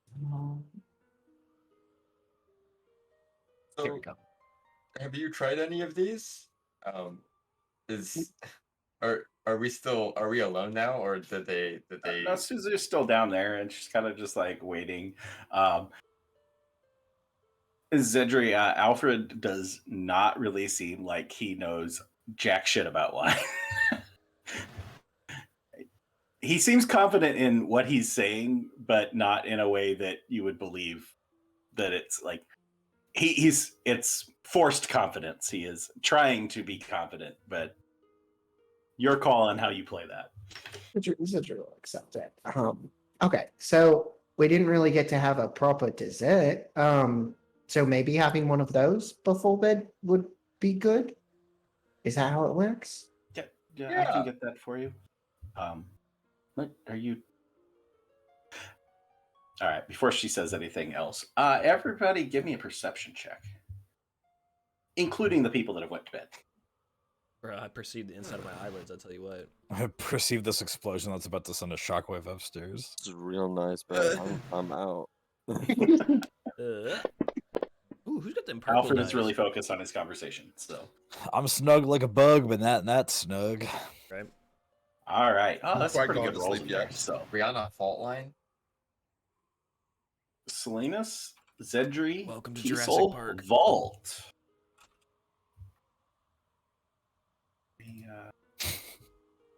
You all hear an explosion. Shit! Oh, we were joking. I didn't have any insight. Not like somebody set off dynamite or anything. Just jars enough of you awake upstairs that you hear this explosion come from. With, let's see, Vault, you're the only one to be able to place exactly where it came from. With Yay. the 22, you catch that it's definitely came from downstairs. It's from the room she went into, right? I mean, it's, That would it's be your below my best room. guess. Yeah, absolutely. Yeah. This is terrifying. Okay, well, I wake up and put my suit coat on. I want to jump out of bed, run across the hall, and start banging on Yofridir's door. Immediately, I'm banging on that fucking door. Just bang, bang, bang, bang, bang, bang, bang, bang, bang, bang. The rest Do of you you? just want to have one glass or two glasses? No. Did you hear that? There was something just exploded. We need to go. And Zidri's going to like push past Suzu and What? try to start climbing the ladder. What are you talking Okay, about? I guess we're done. She didn't hear it. Clearly didn't hear it. Salinas goes skidding out of his room, and he clocks Kiesel banging on doors. The rest of the group, he's like mentally like sending out pings to everyone else he doesn't see. Like, there's something going down. There was an explosion. There's something going down. Be ready. Be on your guard. Alfred will get that message and run with bottle in hand. That's it. I'm so glad. All right. As you all react to this explosion, we'll take our break. Does Wait, don't leave me on a cliffhanger. Do I get Yofridir up? You'll have to wait to find out. Got exploded. Ooh. We'll be back in around 5 minutes. For those of you that are in chat, those watching on demand will be back as soon as you fast forward to where we're at. So, Oh, you shouldn't though. You shouldn't. Don't no, you fast shouldn't. forward. There will be some just Stay here, hang out. offhand banter here in the meantime. It's, But this is the place to be. This is the actual like the secret section of the stream. Yeah, you gotta come here for this part. bonus content. Right? Oh yeah. You should definitely stick around. Ask, hey, if you need questions, anyone in the chat wants to talk, we'll be happy to chat with you. Definitely. I'm going to step All right. away for a moment, and then I That's will be fine. right back. I'm gonna start my own conspiracy theory here. I think it's a Stegosaurus. I think one of them spine tails. She's a vampire, and she's been drinking blood. That's why she doesn't eat. Brings us food, fattens us up, takes out the good ones. And there's so many different bad things that could be happening right now. I will say this. What we probably should have been doing is checking for explosives on the wheelchair. That's the true thing we should always do. Kiesel was right. His wheelchair and artificer question was more on point than we knew.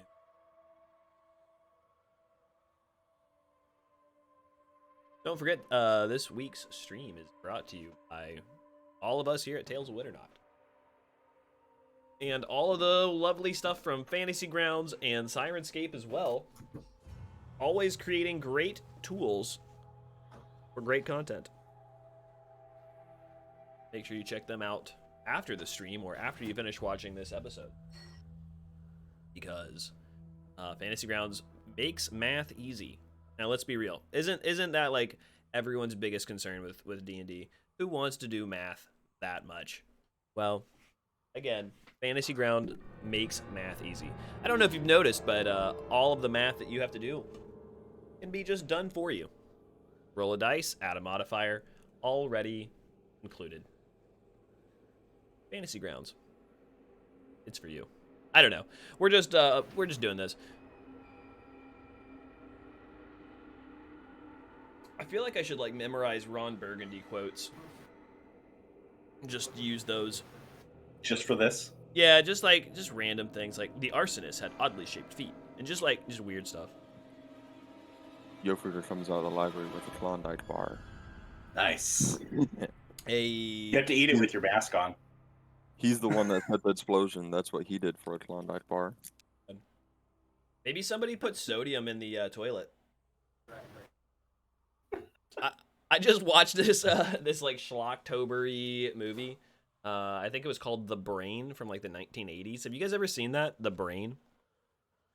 Can't say that I have. It is amazing. I don't even know where to begin except to say that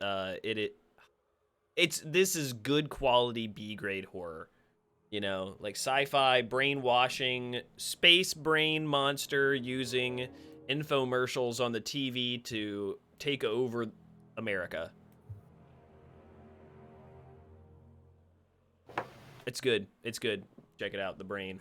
Or Brain, I think. I think it's called The Brain. That is the most 1980s like idea. Aliens using infomercials. Yeah, basically. I mean, it's just like this TV program that they watch, and they call everyone free thinkers. And you're a free thinker once you have been brainwashed. Like, the irony is so, like, just straightforward and thick. It's like the humidity in Florida in, like, an August morning. You know what I mean? Like pea soup. The humidity in Florida any morning. Any morning. Yeah. Any morning. Literally December, like, 25th, January, like, Christmas Day, it's still hot as shit out. All right, here's a question for you guys, and maybe even you lovely folks at home in the future. How many of you guys have weird folklore about weather? And I'm going to start to show you an example of one that I heard that was really interesting. So when I lived in Tennessee, I had this client, and he used to say that you could tell how many snow days there would be by how many foggy August mornings there were on the Tennessee River. He said, so you count the number of foggy Augusts, and then that will be the number of snow days. Has anyone ever heard anything similar, like in your background? I thought it was a meme growing up. I thought it was a meme. My mom would always like, whenever I get a headache, she'd be like, "Oh, it's the weather. It's the weather." But literally, I can tell if I'm indoors, I can tell when it's like going to rain because the change in air pressure to create a storm gives me such a bad headache, dude. Like, so I can tell the weather based off of how shitty the mood I'm in. I can tell if it's going to rain based on if I get a car wash or not, because for some reason the next day it always rains. Okay, Dad, okay. Wife washed our car this week, and it rained as she drove out of the car wash. Oh, that's so perfect. I haven't washed my truck since I got it running, but it's been raining this whole week, so I got it for free. There you go. Pretty good. Let Mother Nature take care of it. You guys have There's something around here where it's like 60 or 90 days after fog, it's supposed to snow or something like that. I never remember what it is, but I don't think it's actually thoroughly based in science. So I don't think it really matters. Just say whatever you want to say, and it's not going to match. It's not going to match up anyway. I don't think we have any folklore around here, just because like the real shit is actually just crazier than whatever you can make up. We got storms coming from Africa. We got an oil spill in the Gulf. We got anacondas in the Everglades. Yeah, And- our weather's too unpredictable. I will say, even though we're tornado susceptible, tornadoes don't seem to be a super big. All right. Since we're all back, Yeah, those kind of scare me. There was an explosion. Before we get too far into the explosion part, everybody could take a short rest. Oh, nice. Get all my spells and back. Choose to use any hit dice if you so choose. I think there's only one of you that actually has any Diesel, damage, Diesel so- alert. Yeah, I'm gonna actually. Yep, there we go, full health. Yo, what is that sound? that the short rest sound? That's the Yep. sound it makes when we wake up in these immaculate. Dang, dude. Want that in my house now. The Let's new see. alarm. Ba ba. God. I might have to do that. Just wait. Like, ba ba. Used to use SpongeBob as an alarm, but then she didn't. Between the like rage sound and the hex noise, it. absolute faves. I'll hex you over that. All right. Got the time set up correctly here and have cleared everything out. So we are a little bit on the later hour after all the wandering and everything was done and the people retired for the evening. You all hear, well, all but two of you hear a loud explosion type sound come from some part of the building. Vault with being able to pinpoint that it came from what you have been told is the library. Just for the sake of keeping things clean, give me initiative rolls. Yay! I love initiative. Yay! Oh, What boo! the- I don't like no, initiative. I just accidentally stole your rage effect. I'm so sorry. Dude, Zedri is raging after that wine, man. Feasting after the He's reset. raging because he didn't get the wine. They only have the bottles in hand. Yeah. Or that or the It's dessert. bottle. One or the Fine. other. The dessert, quote unquote. Dessert. It's actually a Merlot. Oh no, it's a really nice Chianti. Oh, I get that reference. Chianti? Lava beans and liver. Salinas, need your initiative roll. He can have Did mine. not go? Nope.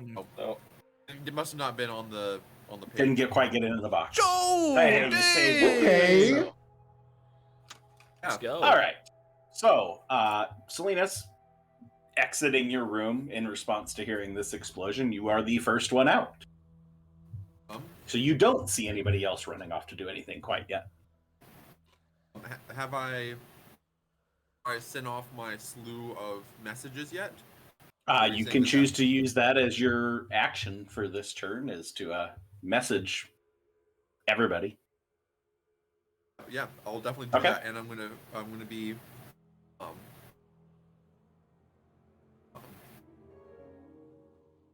is like the banister open here? Can I see down to the first floor? Yeah. Yeah, from this angle, you can see that the door to the library is open, and there are shadows on the floor. From where I'm standing, so I'm skidding out of my room. I'm sitting off that. If I were 30 feet away, be like as the crow flies, close as I can get to getting inside of the library.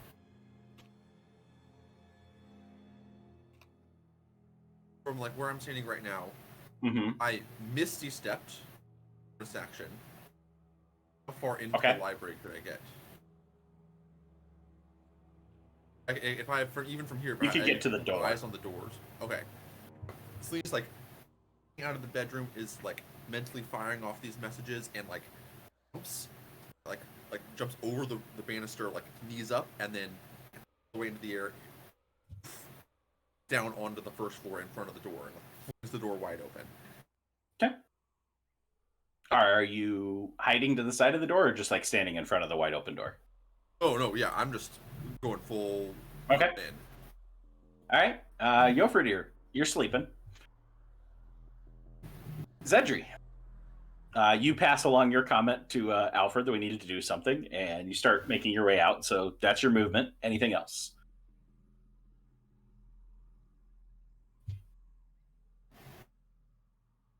Can't hear you. muted. Are you muted? yes, I am. Thank you. I can fully make it out of the cellar using my normal movement, climbing up the ladder. Yes. Okay. And if I look down, I can see Alfred down there, or is it cut off? You'd be able to see Alfred coming up behind you. Okay. Then yeah, Zedri's just gonna go ahead and slap his hands together and say, Alfred, come on. We really have to get going. And he is going to go ahead and cast haste on Alfred. All right. Shit. Any bonus action? No, that'll be it. All right, Alfred. If you want to drag the haste there, I will. Mr. Zedri. Will do. Sorry, DM, I don't mean to interrupt. Quick question: does a message sleeping person, would that wake them up, or would it just not reach them? It would get to them, whether they have any recognition of it or respond to it would be. You know what? With Yofrid here, because he's the only one that's asleep. Yofrid, give me a perception check with disadvantage.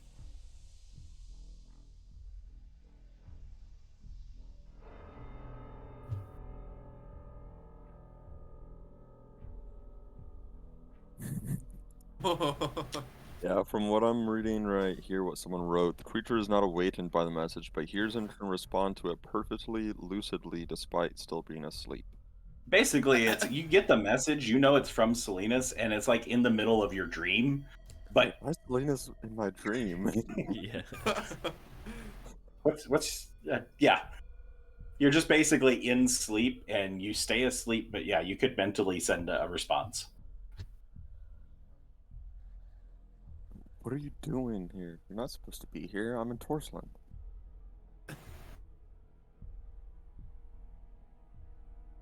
Another thing to add to Selena's list of what the hell is going on.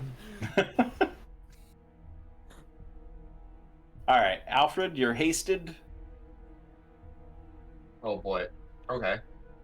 So as the flames of Infernus come from Zedri into Alfred, Alfred will push it back, and he will haste Zedri.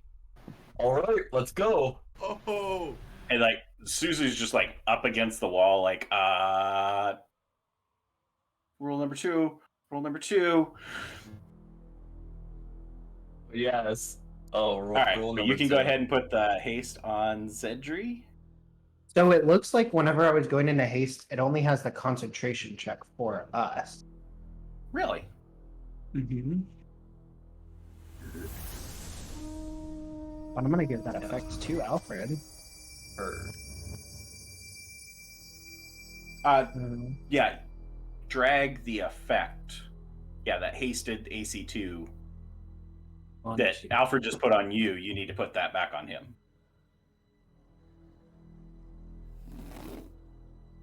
I gave him the prone status. No. Knocked you out. Down the ladder you go. How do you even do that? How do you have the power to do that? Set gravity to 400. Shove prone without a roll.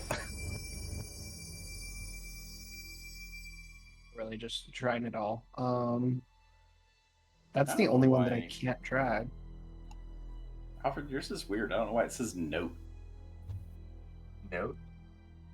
Yeah, the effect that you drug onto him says note. I just fixed it, so. Noted. Weird. So what happens when you try to cast magic when it's against the rules? Yeah, things don't compute. Fantasy Ground said no magic tonight. All right, Alfred. You use your action to haste up Zedri, and what else you doing? Oh boy. Okay, I run as far as I can up and pass. It takes you 10 feet to get up top, and then so you'd still have your 20 plus your extra 30. Okay, how far does that get me to... I feel like I've gotten Salinas' message by now. Do I know approximately where I'm even running to? Nope. Alright, Alfred's running out of the kitchen back into the dining room. He'll curve around there, and then he'll make his way back into the foyer. Yeah, so you'd make it back to the entryway, heading through the doorway of the dining room and back to the main big open room, and would see Salinas standing in front of the doorway on the far side. Can I get a quick what's going on? That's all you can see.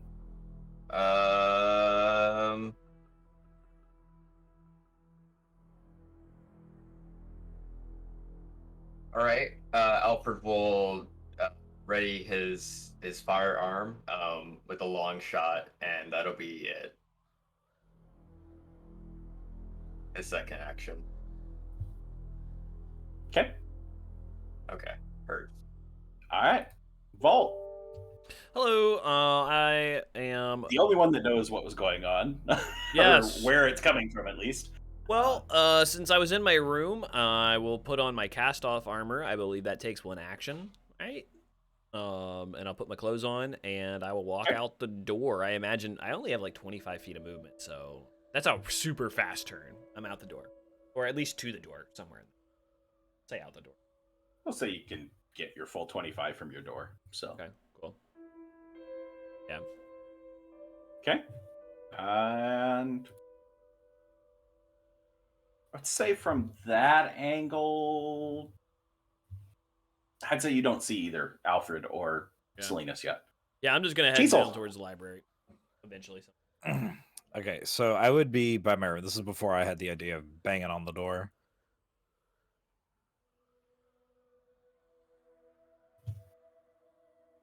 I would be like time warped back to the point of being at my room, or would I be at Yofridur's door? All right, then we're just gonna move you back here to the door. You fell over the banister. Yeah, I did.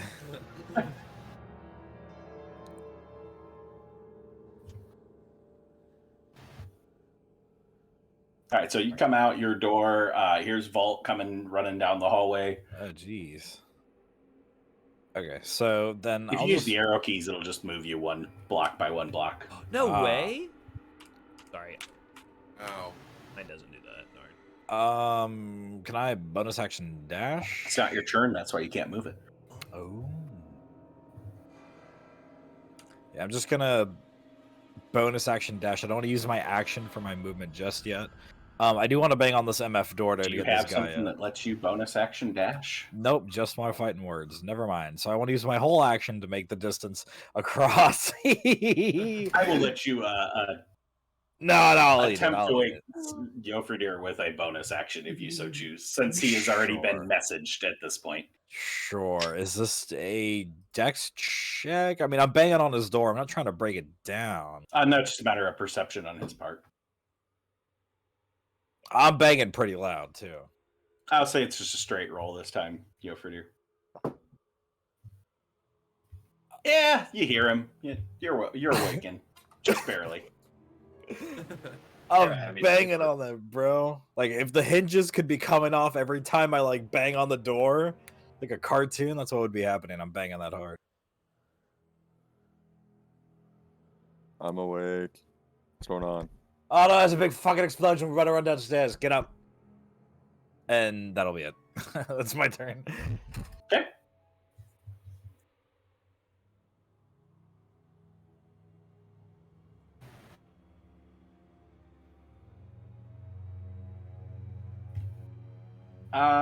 Okay. We threw everybody? Yeah. Everybody give me another well, okay. Salinas, Alfred, Cedri.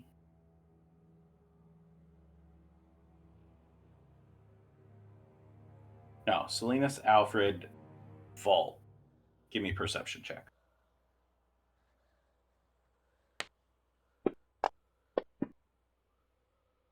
Not good. Ooh. Pretty fire dice. I think I'm going to. Actually, no. Salinas and Vault, roll another dice.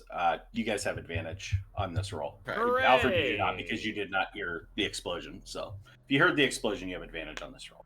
Yeah. Okay. I just made Goodness. that DC anyway. It went up by 2. Thank you, DM. Oh, how? Same roll. I'm going. To Then be.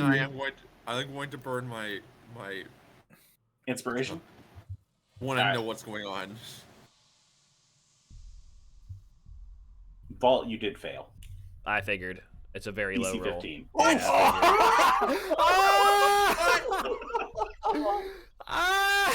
If you had Dice are halfway not luck, kind this time around. you would have been fine. Okay. I burned my inspiration to get a 1. It can Well, the happen. least likely person to understand what's going on will know The what's dice has going on. spoken. All right, Salinas at the door at the end of your prior turn. So heading into your next turn, you see inside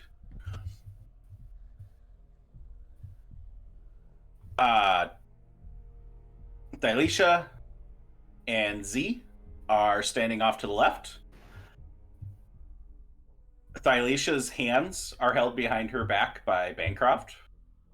Z is free at the moment, and the lady is seated in her wheelchair, just off from the bottom of the stairs, which I will go ahead and throw that map back to you guys if you... Looks like a couple of you are still in it.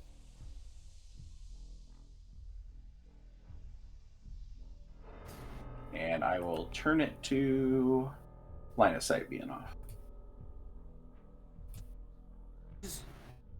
Is it my turn? So you see these individuals in this room, and Lady Kateisha is yelling at these two, and she is thoroughly angry. Like you see her hand is just like clenched, her right hand, like dang near to the point where she is probably drawing blood. She is digging her nails into her hand so hard. She is fuming mad and is yelling. The polite little grandmotherly lady is quite angry. You dare try and steal from me? I tell you 3 rules. Break them, and you try and take my things. On that note, you can act, Salinas. What's going on? Is there? I heard an explosion. There's some. What? Lady Kateisha, are you all right? Give me a perception check, Salinas.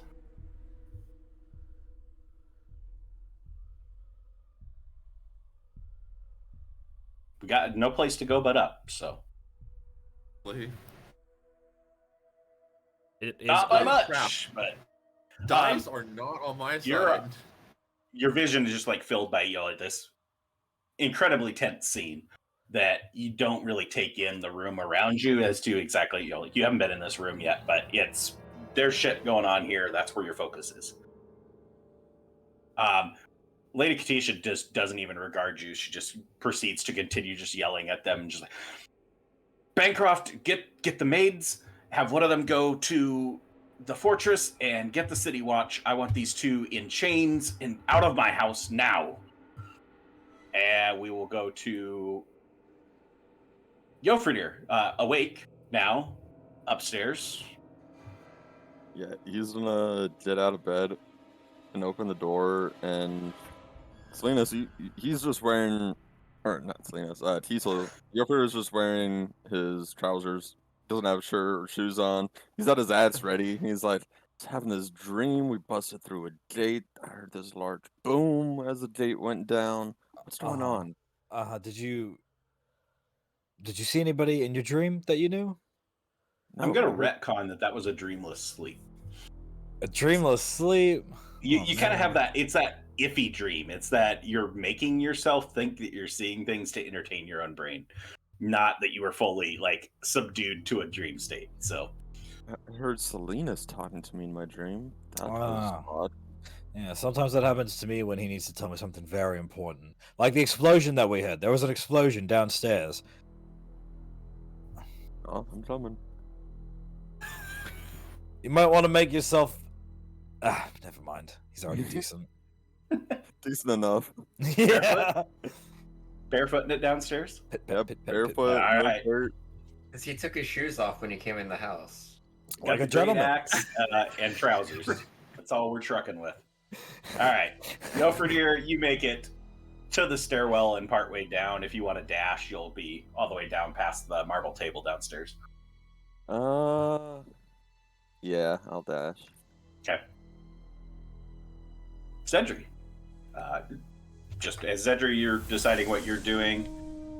Jofridir, you see Selena standing at the doorway, having a tense conversation. You can hear raised voices inside. And you do also catch a glimpse of Alfred is off to your left, just coming out of the dining room. FYI, Selena's probably would have taken like a couple steps inside up to the room. Yeah, you could step just inside the door. They're right there beyond that. So, Is this with my normal movement, or is this with my doubled movement? I can like make it over there. You're still hasted, so yeah, you'd be Oh. able to go double movement. Let's see, you were just up at the top of the stairs because you didn't get your double movement until after your turn. Mhm. So you'd have 60 feet from there would put you just out into the foyer. Okay, I'll use my extra hasted action to go ahead and dash then. Okay, that'll get and you then- to the door. Cool. Yeah, Zedri's gonna approach the door, and he's gonna try to understand what exactly is going on in here. The first thing is, before the people in the room, he's more worried about the source of the explosion. Is there any Okay. sort of sight where Give that me came a from? perception with disadvantage because you are coming in behind Salinas, and it's Salinas, Z, Bancroft, and Phylicia are like all lined up that you can't really see into the room fully. Just go. Just push him out of the way. All right, disadvantage, and then I'm also gonna go ahead and never mind. We'll just do this. What the heck? So messy today. Okay, that's dice. Disadvantage. Let's go. Ooh. Pretty good. Nice disadvantage roll. With 17, you are just able to peek around and see, peek between Z and Salinas' legs and see that there is a short sword laying on the floor. Very, very fancy. How much knowledge do you have of forged weapons? None? Limited. Yeah, I only seen them in shops, really. Okay. Alfred will know more about this, but anyway, looking at it, it is like the blade has a really, really beautiful sheen coming off of it. But then at the hilt, there is a broken and shattered gemstone, and there's just pieces of gemstone laying all over the floor in about a 10-foot diameter coming off of the sword. That intuition would tell you that somehow has some connection to the explosion. Then No one seems to be concerned about the blade on the floor, though. They're all just going with the shouting match and looking at each other. Yeah, with my actual action, then I'm gonna push through those people as best as possible and get to the sword with the shattered gemstone pieces on the floor. Leave that alone. I was gonna go ahead and clean it up. I mean, what if somebody steps on it? Just leave it alone. We'll take care of it. I'm sorry. Bancroft, do something about this. Lady, there's a foot of snow outside. The maids aren't going to make it to the fortress in this. They're going to have to stay here. I can lock them up in the room, but we ain't going to be able to get them out tonight. Do it anyway. Just do it already. And I'm sorry. I'll just go back to your rooms. Go to... Yeah, I'm sorry. Don't let this disturb your slumber. I am deeply apologize. This type of thing has never happened before. I've never had people take advantage of me like this. I will not stand for it. Didn't care about the coffee neither. And that's the end of my turn. Dig. All right, Alfred, with your hasted movement, you will get across all the way over to the doorway to where Zedri's at. Okay. Can I have a chance to look at this sword on the ground? Okay, Zedri, you still down, kneeling on the ground, about ready to go touch this before you were told no, but did you get back up and back away? No, Zedri's still near it, but he was scooping the gem Yeah. pieces. He wasn't worried All right. about the sword. You could just give me a straight perception check, Alfred, because between pushing his way through and then he's over to the side, because he would not be stooping down in front of Z, being as Z's accused of theft, I doubt you'd be standing next to her. So just give me a straight perception. Yeah, no, Alfred's running in. He's like, what's going on? What the hell is going on here? 17?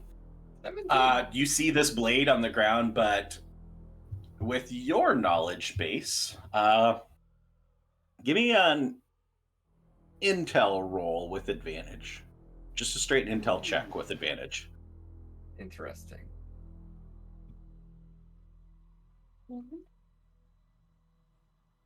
Oh, 16. This blade has this sheen to it that you recognize as being it is made from Ethereum, which is a magically infused metal that is incredibly rare and incredibly expensive.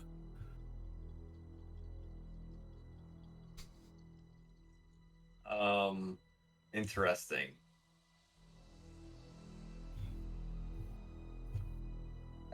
Did Alfred hear the lady like command people to not pick up the blade? Was he in the room before then? I'll let you use your 17 perception from before. I'd say, yeah, you would have heard Cedric being advised not to touch it. Oh God, I feel like there's so many things.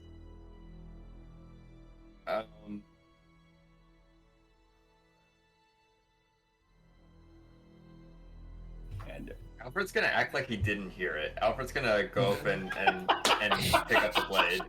What a Chad! A brief moment of before trying to figure it out. We're doing a little fuck around and find out. Yeah. there's a little bit of that going on tonight. All right. What's going on? What the hell is this? Leave it alone! She turns her anger over to the two Firehearts. It's just, leave it alone. We will take care of it. This is my private study. This is not for other people to be in. I appreciate your concern for what's going on. It is being handled. Bancroft, do something! Do I see what Bancroft is doing? Is he making any reaction? Yeah, in reaction to that, like there's a little bit of a shake, and Bancroft goes and just like immediately locks the one arm that he's got on Kateisha and just kind of like takes her arm in arm and does the same thing with Z and like just roughly starts dragging them out of the room. Yeah, Alfred will just like be stooped there with the blade, but like his hands will be off of it for now. He'll end his turn. Okay. All right, Vault. Coming down the stairs, seeing Selena step into this room, seeing Zedri and Alfred come flying across the hallway, heading that way. They both seem to be unnaturally speedy. Okay. I would like to ask, relatively speaking, since I can move like 25 feet generally, am I at the top of the stairs just for like how far I can move? I feel like one turn for me would be about the length of the stairs. Is that about right? Like, So where you're at is where you're at. I don't. That's 25 feet from your door. I don't. What? I don't see any characters on this map that's in front of me. It's on the second floor map still. I did not move your guys' tokens to the first floor. If you dashed, you'd be able to get pretty much over to in viewpoint of seeing what's in the room. You could get right to the doorway. I think I'm not really interested in dashing at this moment. Okay. I'm gonna take 25 would put you at the bottom of the stairs. Yeah, I'm gonna take a pretty chill approach here, and to whatever degree I can be stealthy, I just kind of want to be eyes and ears right now.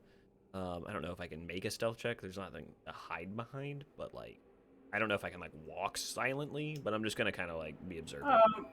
If you want to kind of like stay on the stairs, kind of a little bit peeked behind that one pillar that's off to the side of the stairs, I'd let you make a stealth check. It just would be disadvantage because it's pretty low cover. Sure. And there's like, is what's his name coming out of the room with the people yet, or that's not happening? Yes. Okay. Yeah, you would be just catching sight of. Yeah, that's the thing that Firehearts go in. As you reach the bottom, you'd be seeing this Bancroft coming out with these two individuals. Yeah, I'm gonna actually stay. my goal is to stay in line of sight of Bancroft and all of Okay. the shenanigans going on. So if I can see them from the top of the stairs, I'll just stay up there. And if I can't, then I'll.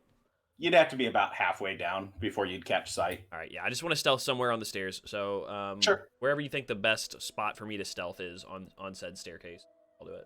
I think anywhere About the same. about 10 feet up and going further up, you would be able to try and stealth and stay behind that pillar. Perfect. And then I can roll that on disadvantage. Yeah. Let's see how stealthy I am. By the way, I do have my whole pack. Like, I am fully ready, by the way. Okay. We're good to go. I still forget 16. Gotta love it. You're feeling pretty stealthy. You feel like most people wouldn't be able to see you, Sure. other than people like you. Right, it's not up to my own standards, but it's okay. Yeah. All right, cool. That's good. I'm just gonna keep my eye. I'm not saying anything. I'm just gonna be like just watching. End of my turn. All right. And Kiesel. Would I break my ankles if I jump from this top portion to the bottom of the stairs, or can I dex check my way out of that?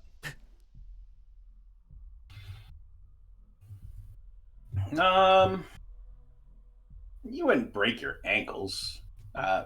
There'd be an athletics check involved to establish whether you're going to break your nose when you face plant if you miss. But I'm jumping off. okay. I'm seeing everybody huddle. I would imagine when I'm hearing some shouting, some and so I just in a hurry, seeing you over to your whole ass and everybody else, I'm just gonna book it, jump it over. Athletics or acrobatics? Oh! My man. Make this look good. You should go over the top and just like parkour, put a left foot off the side of the staircase and pop yourself off to the right. And yeah, you're down, clean, perfectly clean. Man, I make slide across the tile and everything. I make eye contact. I make eye contact with this bitch, bro. I'm looking at her like, yeah, cool. You're going like right past Jofredir as you do this. That you jump over and Jofredir sees you for a second, and then you're off in the shadows underneath the staircase, or next to the staircase. All right. Alfred's holding something. The lady's pointing at him. The big man's got the lady, and the other lady's staring. Do I got that right? From this angle, the only people you can see as you jump off of this is you catch a glimpse as Alfred goes in, and then you see Bancroft pulling these two people out. Because you are still at the far side of the room. Yeah, I'm still at like mid-stairs or something. Yeah. Yeah. Yeah, with the rest of your movement, you could get to having a little bit of an angle into the room, but not really to see anything of significance. Okay, I'd still like to make my presence a little bit more aggressive, so I'll come more into the room after that cool-ass Tony Hawk's move. Okay. So you get to like equivalent of just a little bit past the bottom of the stairs. So about 15 feet away from the door. Oh wow! What was that explosion? That was great. That woke everyone up. That was really talented. Was that like a trap? Did someone trigger a trap? Did someone break one of the rules? And that'll be it. I'll just be kind of jesting. Okay. Bancroft just rule number 3. Gets him every time. You and your friend, you look capable. Take her. And do what with her? Locking her in her quarters. In a quarters? Unless you want to go try and trudge through the snow to get her to the jail. Uh-huh. Before we start playing judge and jury, do you mind if we maybe could take a look at this crime scene? Just to maybe get a little bit more of an impartial look. What do you need to see? Well, just to kind of see what dumbass over there did. I mean, I don't see her missing any fingers. Is she missing any fingers? No. We didn't do anything. Oh, I bet you didn't. Door was unlocked. I bet you also didn't see how totally fucking sick that I looked when I jumped down those stairs. No. Oh, no, you fucking saw. I know you did. Anyway. Insight check. No, I don't need insight. Did you there. see my sick move? I rolled a nat 20. I know they saw it. That's what makes me so confident. All right. Bancroft just continues like doing his best to move them across the room and heading towards the stairwell. Guilford will go help him. He'll Jeez, grab one of them. Okay. He'll give you Z. Seriously, the doors were unlocked.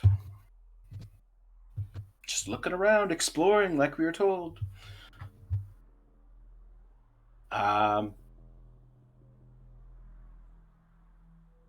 Okay, that puts us back at the top of the order. Where'd that cat sound come from? What was that? If there's a cat in this mansion, I'm finding it. I'm Was calling that it right was now. that the lady being put away? Meow. That was Galfrank on the perception checks. So, who does not see Salinas, or who does not see Vault? I guess is what happened. Does Galfrank not see me? That's adorable. Kateisha, Brendel, Galfrank, Cedric's Wildfire Spirit, Z, Bancroft. Yes. Okay. Back to the top of the order. Lady Kateisha is just like visibly frustrated, upset, angry, sweating. And she is just like moving her hands to just emphasize the stay away from my stuff. Just leave. Of course, I do not want to impose after our hospitality. I just want to make sure you are all right, my lady. You injured? If I know far away, I have skills. I can provide any medical aid that you might need. All I heard was an explosion. Just get out. Of course. Are Alfred and Zedri in the room? Yeah, they're crouched down next to the item in front of you. Can my action be like move them out along with me? Hey, try. Yes, we're all leaving. We'll leave you for the night. If you need my assistance, I'm very happy. Just come get me.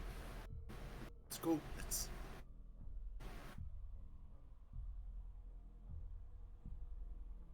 Okay. Need to make. I'm not gonna be able to like physically push them. Would it be like a persuasion roll to get them to go along with me? Or are we rolling this as DM? Just wait. Okay. Guilford Airward, we have you. Top of the stairs, bottom of the stairs? Bottom of the stairs by the marble table. Okay. I'm going to move you guys all over to the other map because it's getting annoying not knowing where everybody's at.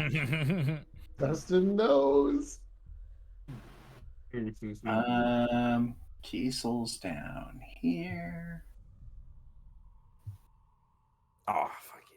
Oh, where are all of you exactly in relative location to one another? I just want to know for reference's sake. No reason. Three of us are in the study together. We're very conable. No, not Cone of Coldable. All right. Everybody, reroll initiative. Oh no! Again? As Reroll the initiative? lady's three of gonna, you like- in the room feel just a cold chill come over you. And as you kind of like just feel your arms and look to see, there is a very ethereal being stepping out of the bookcases behind you. Oh no! No. Shit. Wow, and a 12 is high on the initiative order. Not usually a good thing. Oh fuck! Yeah. Damn, would I know, like, where Ethereum would be like sourced from? Is there like one? Yeah, you'd have notable knowledge of location? a couple different places of where you could get it in the area. Okay. Mostly would come from the Dragonspine Mountains all the way to the west. Nothing in the Granite Mountains that separate your home country from Granite Sound, but further inland, there is some. Noted. All right. You see this, the three of you that are in the room see this female human pirate-looking individual step out of the stacks of books that are running along the far side of this room, and just kind of a little bit of a crick in the neck, and holding this large scimitar, just starts moving towards you. It's best we get going. No time to waste. Don't really catch exactly if she's talking to any one of you or talking to anybody in particular. She's just talking. Hope it's not Juniper. This is that moment.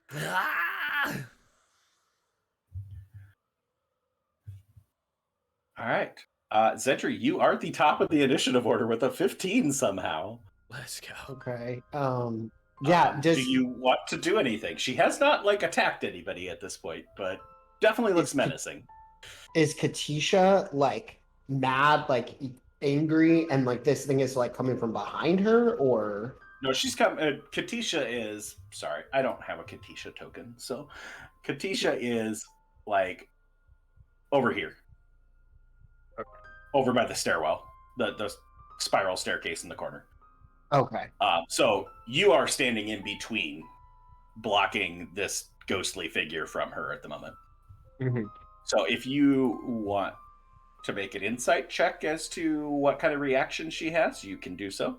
I would, yes. That would be my MO. Right? I would say that's a bonus action. Is she Okay. spooked by the specter? That didn't even roll. Uh-oh. It was An It 8. was that bad. Okay. Been there, done that. You can't pick up anything other than the anger at this point with an 8. okay. You're Zedri, still hasty, I Yeah. believe. How long is your haste run for? A minute. minute. Okay. Yeah, we're getting Great. close, I would say. Okay. Zedri is going to say out loud to Kateisha, listen, I totally understand that you're upset and everything, but there's that thing over there, and I just need to know, is rule number 2 off the table? Rule number 2. You're saying this at like 2 times speed. Oh, yeah. Get rid of it. Get rid of it. Whatever you gotta do, just get rid of it. Great. Alrighty, then Great. what I am going to do is I'm going to move up to it. I am going Okay. to go ahead and pull out my staff. Oh, please. And he. And I'm gonna go ahead and attack this thing. So cheesy crazy. Let's try to move. That's the whole window. No. I suppose it's Okay. time to get rid of the nice, pleasant music since you're attacking the thing. Yeah. I'm gonna go ahead and just attack with my staff on it. Twice. So I'll move up to it. Let me do that first. Boop. And can I drag it on there? Okay.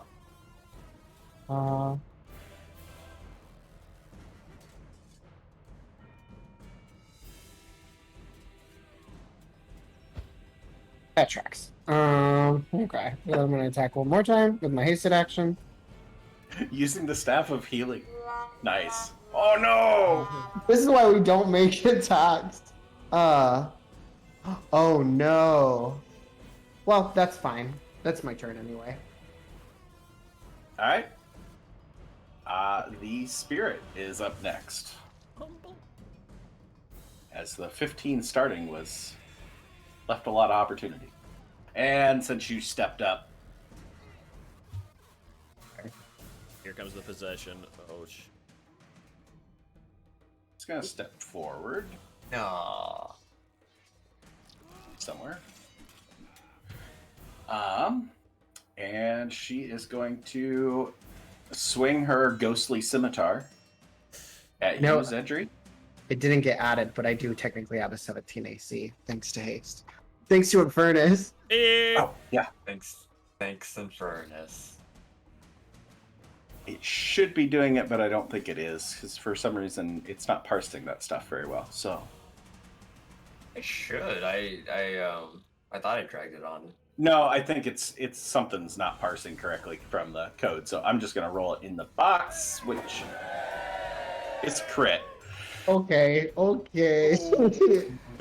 Well, someone's getting the Kiesel treatment there, I see. safe on the stairs. Okay. That's Can't high cast ground. shield on someone else. Let me. It wouldn't even protect me. I don't think it would be high enough. What's your AC? 17. 17? Right now. Oh, no, it wouldn't be. Boom! Oh, look Oh, at we get to those! see the pretty dice. Hey! We see 31 points of... I'm so sorry. 31 damage as this thing just like cleaves through you with the scimitar. That you left yourself exposed with that failed attack, and it just cleaves through you, slashing, spraying your blood all over Alfred, and you just are leaning up against the desk behind you that you lose your concentration as well and drop the haste. And it is going to make its second attack against Alfred. Kind DM. Oh yeah! Oh, what? Let's go, Ghosty! We shoot back. Oh no. This is why Brendel is not here. Oh, no! And the other haste is gone. We're both so boned. You know what's All funny? I have proficiency in concentration saves. Yikes. All right. Third attack. Oh. There's We'll 3. go back to Zedri. Oh, yeah, no. No. At least it wasn't a crit this time, but Holy shit. almost max damage though. Well, at least it wasn't. Zedri is I like that. Our entire front line is out of the room, and our entire back line is in the room. Yeah. We All right, flanked that's ourselves. its turn. Alfred, you're up. Pretty rough shape. And you watch as Zedri just the return slash from the ghostly scimitar just drops Zedri to the ground. I hate to be the bearer of bad news, but I think Alfred's stunned this turn. You're right. When it Because of haste haste. breaks. That's why it's so bad. Yeah. Zedri went down, so he Oh, and lost it doesn't concentration auto on kick haste. that over.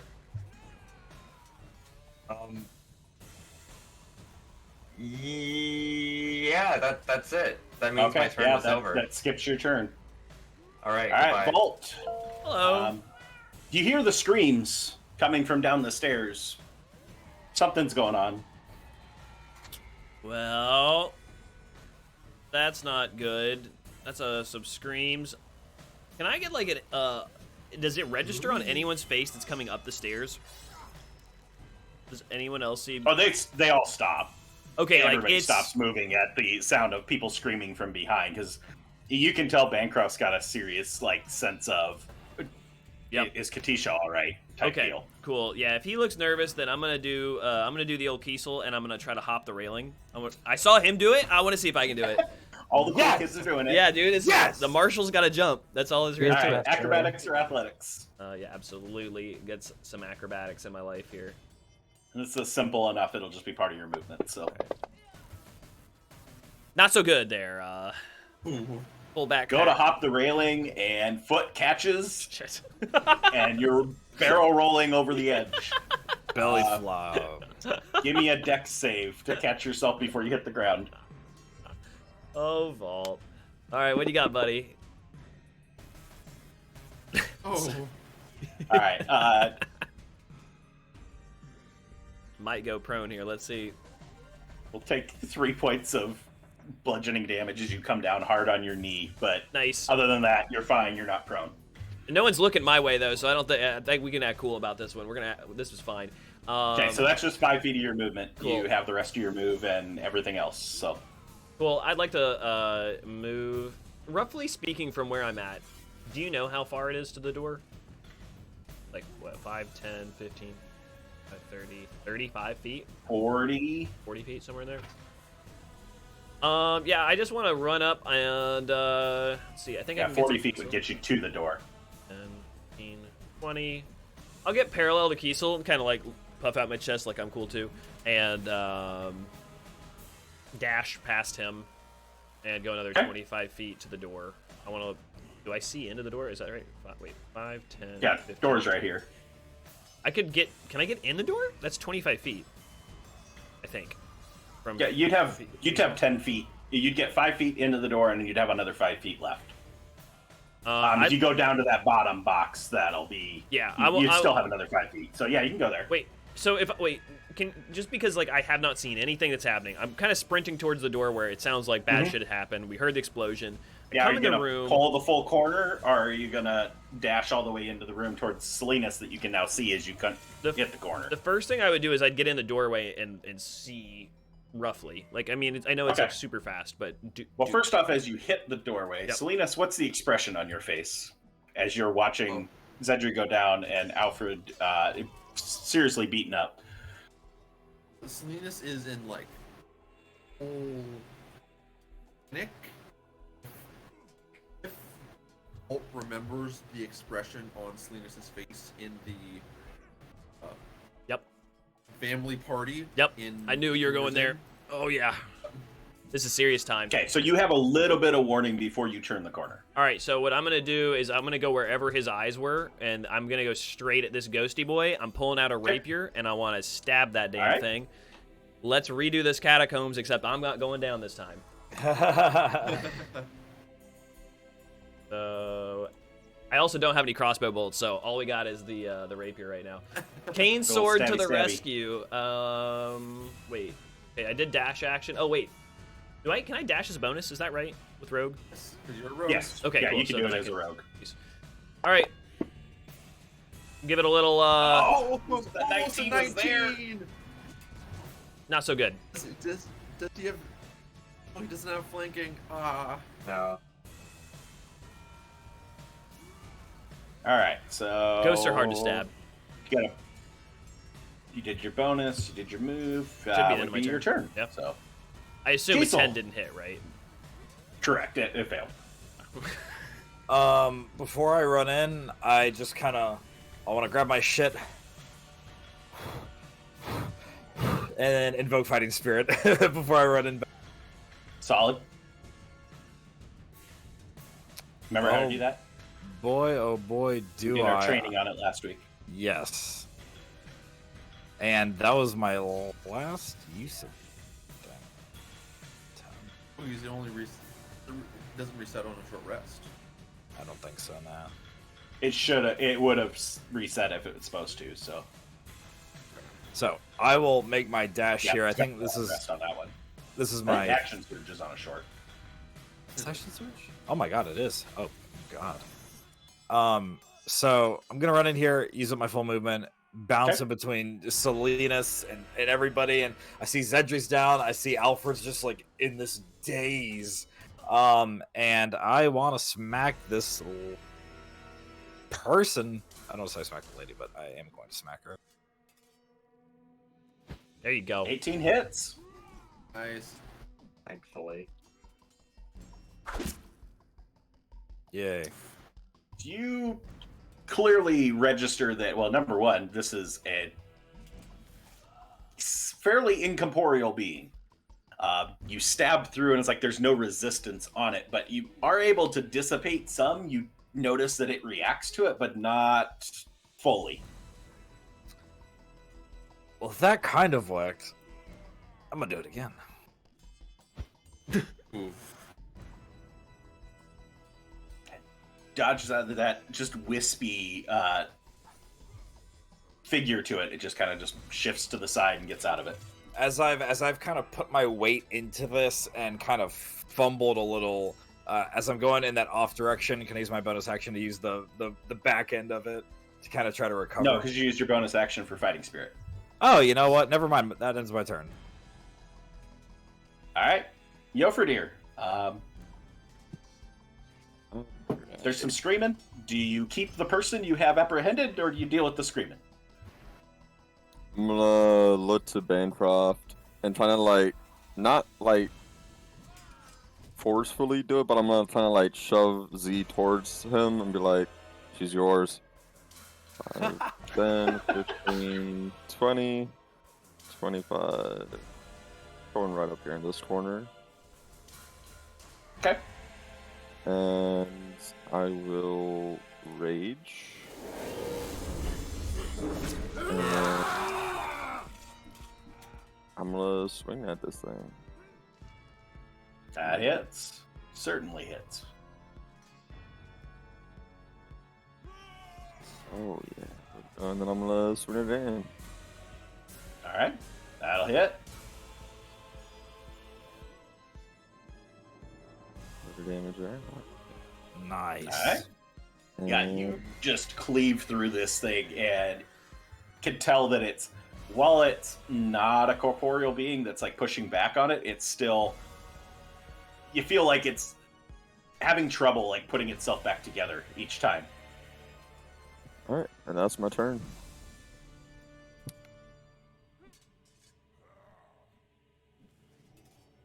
All right, Salinas. Salinas is picking up his focus, and it's a line of sight right in between those arms. Yeah, if you just want to like Fighting. step to the left or the right, you'll be no problem, cover-wise. Okay. Would I have problems with cover for where I am right now? Shooting from directly behind Kiesel, yes. Okay. Because a ranged attack trying to hit an angle on it, that big object in front of you is going to cause problems. I'll take a. I mean, he's average size, so. For height. Oh, sorry. Not talking necessarily about the whole thing. We haven't discussed the other part, so. Right. He's got big arms, right? Because he's strong. Maybe.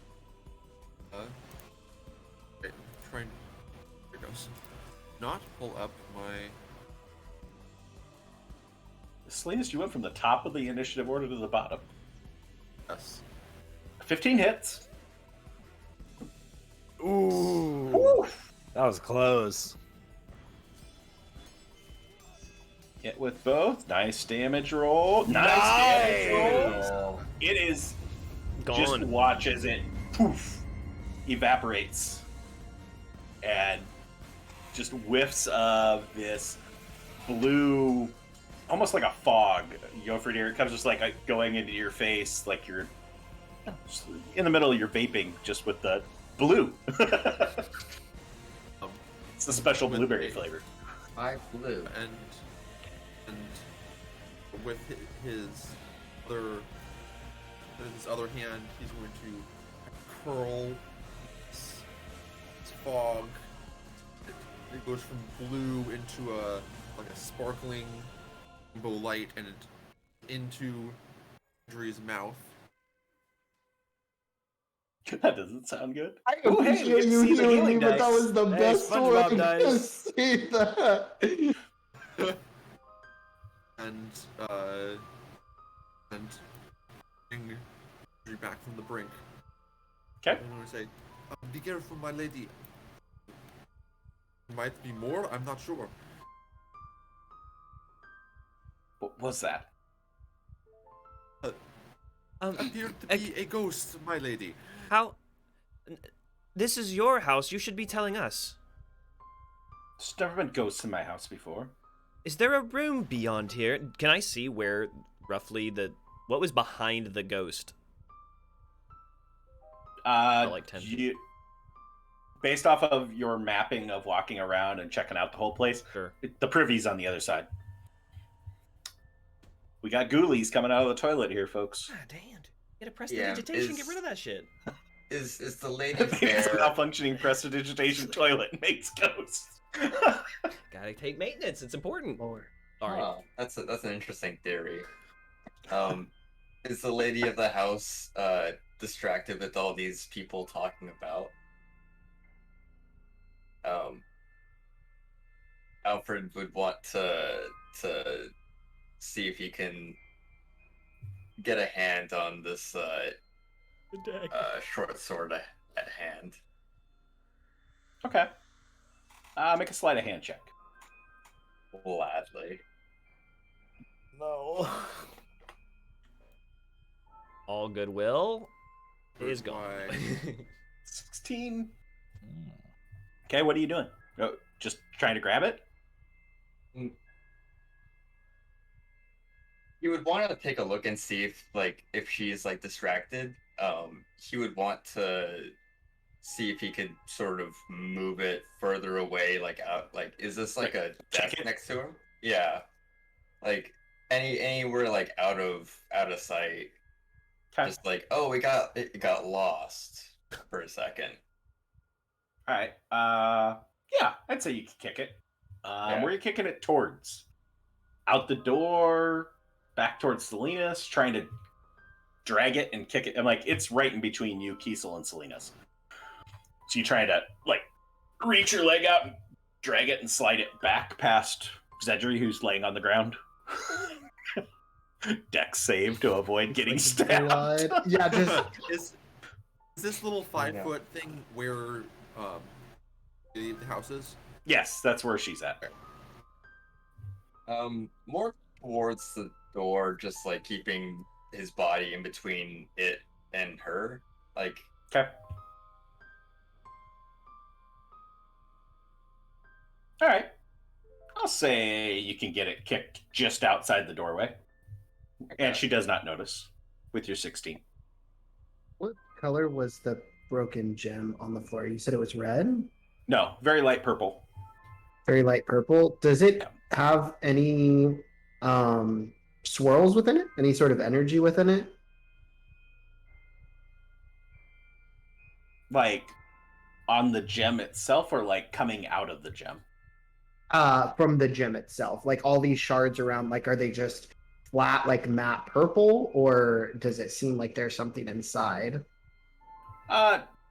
Based off what you see now, it just looks like a bunch of broken shards of a gemstone. Okay. No, there's no other substance, just the gemstones. The fragments. Gather you could probably make a pretty penny selling them. It's a true. They're still pretty sizable gemstones, so slowly scooping it up and just like From blood, your like prone position, just like yeah, just like that. Like his hand's bloody. It's like red and purple mess, but like some of the gem pieces are like sticking to his hand.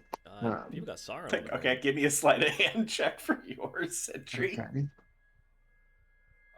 You're kicking the short sword out. Alfred will ruffle through his pack and mutter an excuse to the lady, and like stab one into his leg and stab another into Zedri's leg, and he'll cast 2 cure wounds. We out of All right. initiative? Yeah, we're out of initiative right now. I assumed with like the relatively like laid back pacing. As you guys are having these different exchanges and kicking swords and picking up gemstone shards with your skin, you hear a thud outside, and then Bancroft's at the door.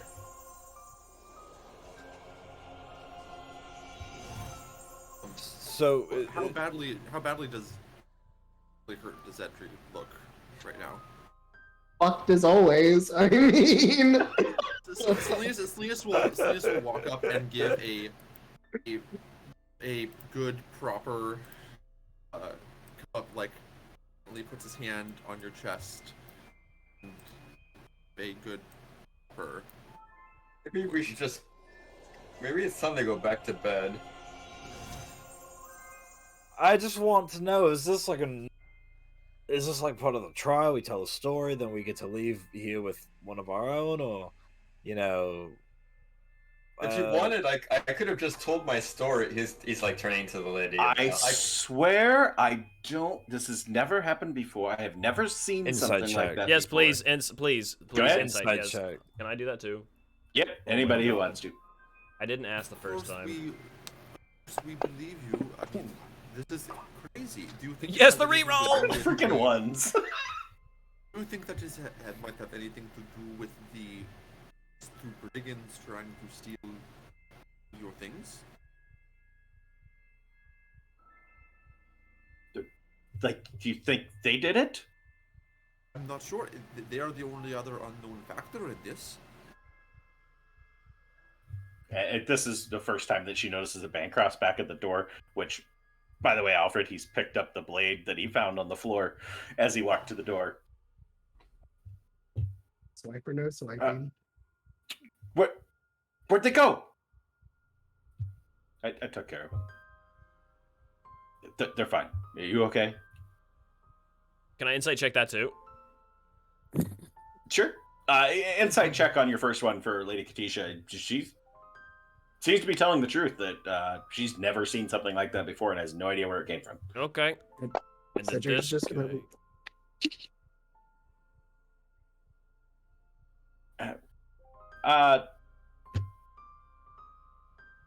He took care of them. It seems confident that he took care of them. I don't know what else you hope to I just want to understand make from sure it, he's but- not like a body snatcher or something, or like a disguised self or something. No, in response to that, I'm pretty sure, Yofrider, you could look back and see that the two of them are a little bit of blood on their foreheads. You would see that they probably guess they got their foreheads bashed on the marble table and then put in a pile. So, not like dead, but knock them out tight. They're I'll leave Pokemon none that of all. fainted. I'll lean down of all. They seem alright. It'll be fine.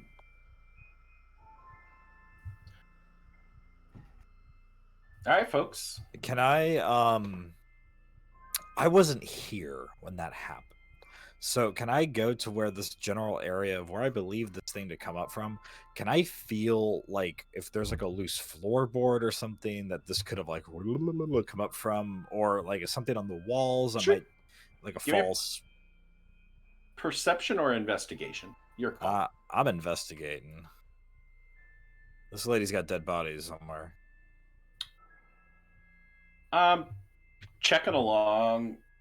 There's two bookcases, and then there's a short bookcase with a painting above it, and then there's two bookcases, one on each side, and then there's two big tall shelves that have a bunch of different like items, knickknacks, and whatnot on them.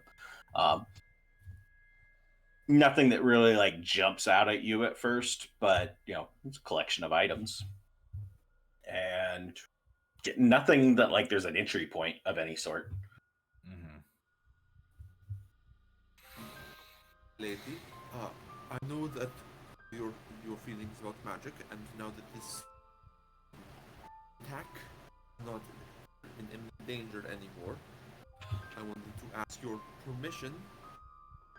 What you would think? I have a way of detecting magical sources around in an area. If you would like me to, I can use that to try and look and I spot where this might have come from.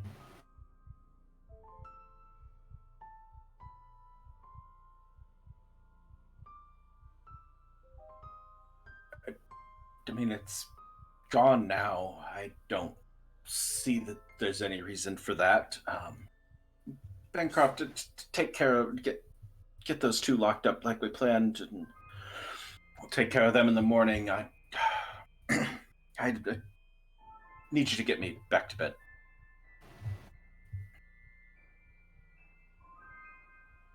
That shit was a revenant, wasn't it? And Zedge's just like coughing, like as he like stands up.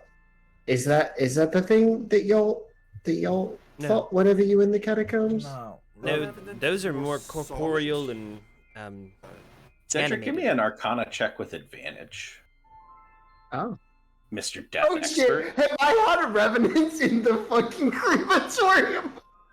Oh no! We have a revenant infestation. He just takes a broom. Don't worry about it. You good? You just woke up from being kind of dead. It happens. We all get a little loopy. He's right back up. Double nat 20s! You really wanted to With know. a double 20, you're kind of familiar with ghosts. Okay? A little bit of a Ghostbuster background here going on. With Basically falling into two categories that most ghost-like undead can fall into. That there are the ones that are more confused and stuck in a limbo, that they can't get back to the ethereal plane because they're tied here for some reason, but they're not violent in any way. And then there's the more vengeful, violent ones that, whether it's some unfinished business or more of a they were violent before, they tend to be a little bit more menacing, and it's best to steer clear unless you have the ability to get rid of them. But I am going to give you, with the double 20s, you know that in either case, they are tethered to something on this plane that has to be destroyed to get rid of them. That simply knocking them down isn't going to do it. This thing will be back at some point. Don't know how long, but it will come back until the tether's destroyed. Zedger will rub the last little bit of like blood on his brow, and you notice that his eyes are just completely like bloodshot. He's like, okay. Well, regardless, we're gonna have to find the thing that it's like stuck to. So he'll face the bookcases. All this shit's gonna have to go. What do you What- mean? What? What do you think it is? I mean, you're the one who kind of like interior decorated, I'm guessing. So, I mean, we have to think figure it's out. like tied to things that I own? Yep, like a ribbon. Do you want to I mean, like, what did the thing look like? I couldn't see it through all of you folks over there. I'm not being unappreciative, but what? Could you give me some hint as to I can direct you towards something? I don't want you destroying everything I own. Menacing pirate lady who offered some sort of brief soliloquy before she attacked us.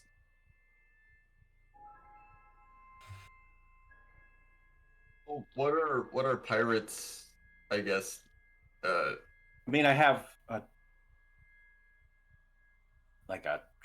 sailor's hat, like captain's hat that's out on display in the foyer. You think? Yeah. Would you like to? I mean, I don't want you to destroy it unless you think that's what we need to do. Do you- I don't want that thing coming back, but Well, it is thematic. I have two questions that may help us. A little information. Have you recently purchased anything of rare or significant value? Potentially an artifact or anything more most of the enchanted? things I have here are all things that I've had for years. Most of them, but anything maybe in the last month or so.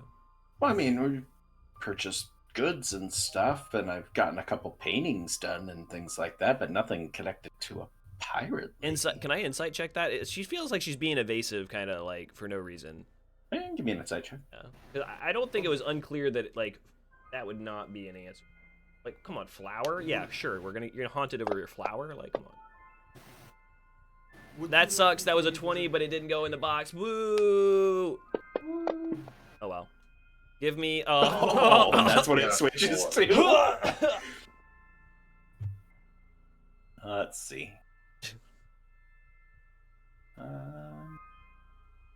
That's question one. Cedric, do you you seem to be the expert here. Do you know if these poltergeists are tied, I guess, in proximity? Like, do they only show up around the thing that they are tied to, or can they like appear elsewhere and wander? They're like stuck in like limbo, so it makes sense that they could probably like phase through things, but I'm pretty sure it came out of there. And I can point to the bookcase that it came out of, right? Yeah. Identified. Cedric, would you know if the object that it thing is tethered to would register as being magical? If it wasn't, would it be normally? I suspect that there's a lot of magical stuff in this room. I mean, she had like a really sick sword, and I'm pretty sure that that's actually what caused the explosion. The ghost also had a pretty intense sword. Oh, wild guess, is it a sword? It was a scimitar that the ghost had, right? Yeah. Don't you guys haven't observed any scimitars anywhere? No, yeah, the sword in hand is a short sword, or the sword not in my hands. And I found I do have a Lady Kateisha Oh, look at that. token. Oh, so- nice. Do I get a result on that insight check? Because I kind of like stopped my That's questioning. I was trying to find. I Okay. was like, I think I have an NPC block for her, but I didn't think so before. So, oh come on.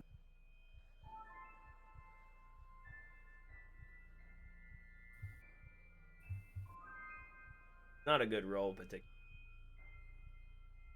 Where the heck? Of a 10. It is above a 10, It is. so there's always hope. I mean, there's that little bit of confusion over her talking about like dry goods and stuff like that, but get the sense that it's genuine, that it's a matter of Sure. that's the new stuff that comes into the house. She doesn't Yeah. buy a whole lot of new things because, well, she's got a limited income. Huh, wouldn't She's expect living it. off Social Security and Medicare. Oh my god, so- of course. So if there's nothing new, then maybe something old. Do you have a history of the grounds or of the town itself that we could peruse? There might be a clue. I suppose there's probably a couple books on the shelf that would have some histories of the city and of the local area. Okay, so do we say in the not the hat thing? We can't rule anything If you out would yet, like- but if it's your permission, I'd like to look through your books, or at least for the That's- history. That's fine. That's Okay, fine. cool. I will. If, She seems very, very drained from everything that has gone on. if you would like me to revisit the idea of you trying to do some detection, maybe figure out what exactly it be. I mean, your friend says we gotta find some object or something. I whatever. Do what you have to do. Paintings on the wall? Which Are is- those? If there's Yeah. any seascapes? No seascapes. Okay. The painting right in front of Vault, with that little bookshelf, is a very large painting of a female human. Very. It's fairly detailed, but what's a art roll? Right. It's a very well done painting, Okay. but it is a very attractive female human that is, dressed in a very fine dress.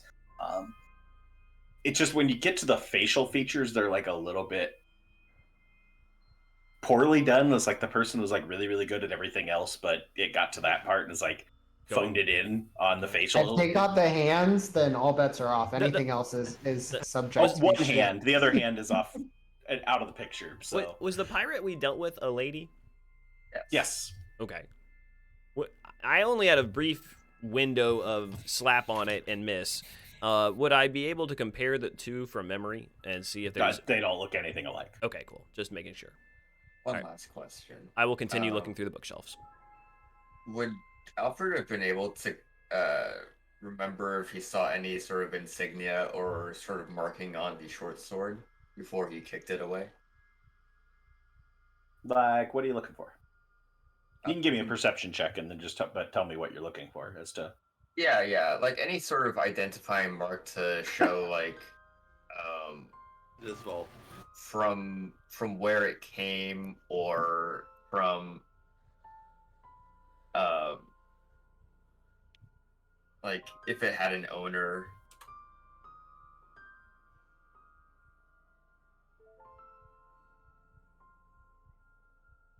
The 15. Say nothing that you can pick up on as to identify anything like that. No.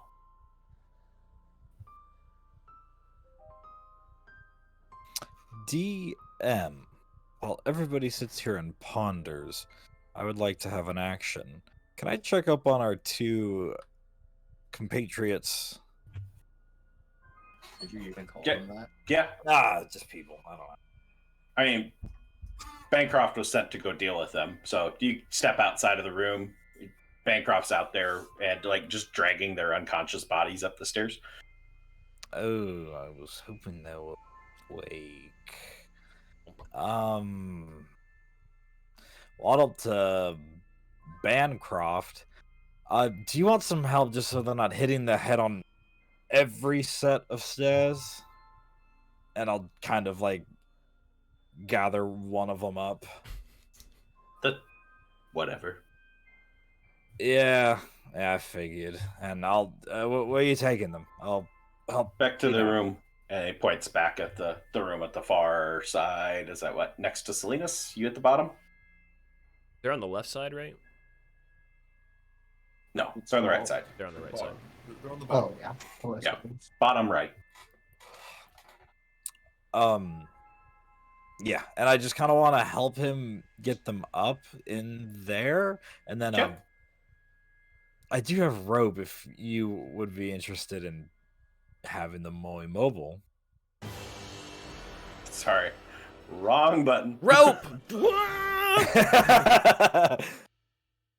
Rope. For some reason, I somehow ended up with two sound sets that are named the exact same. So, anyway.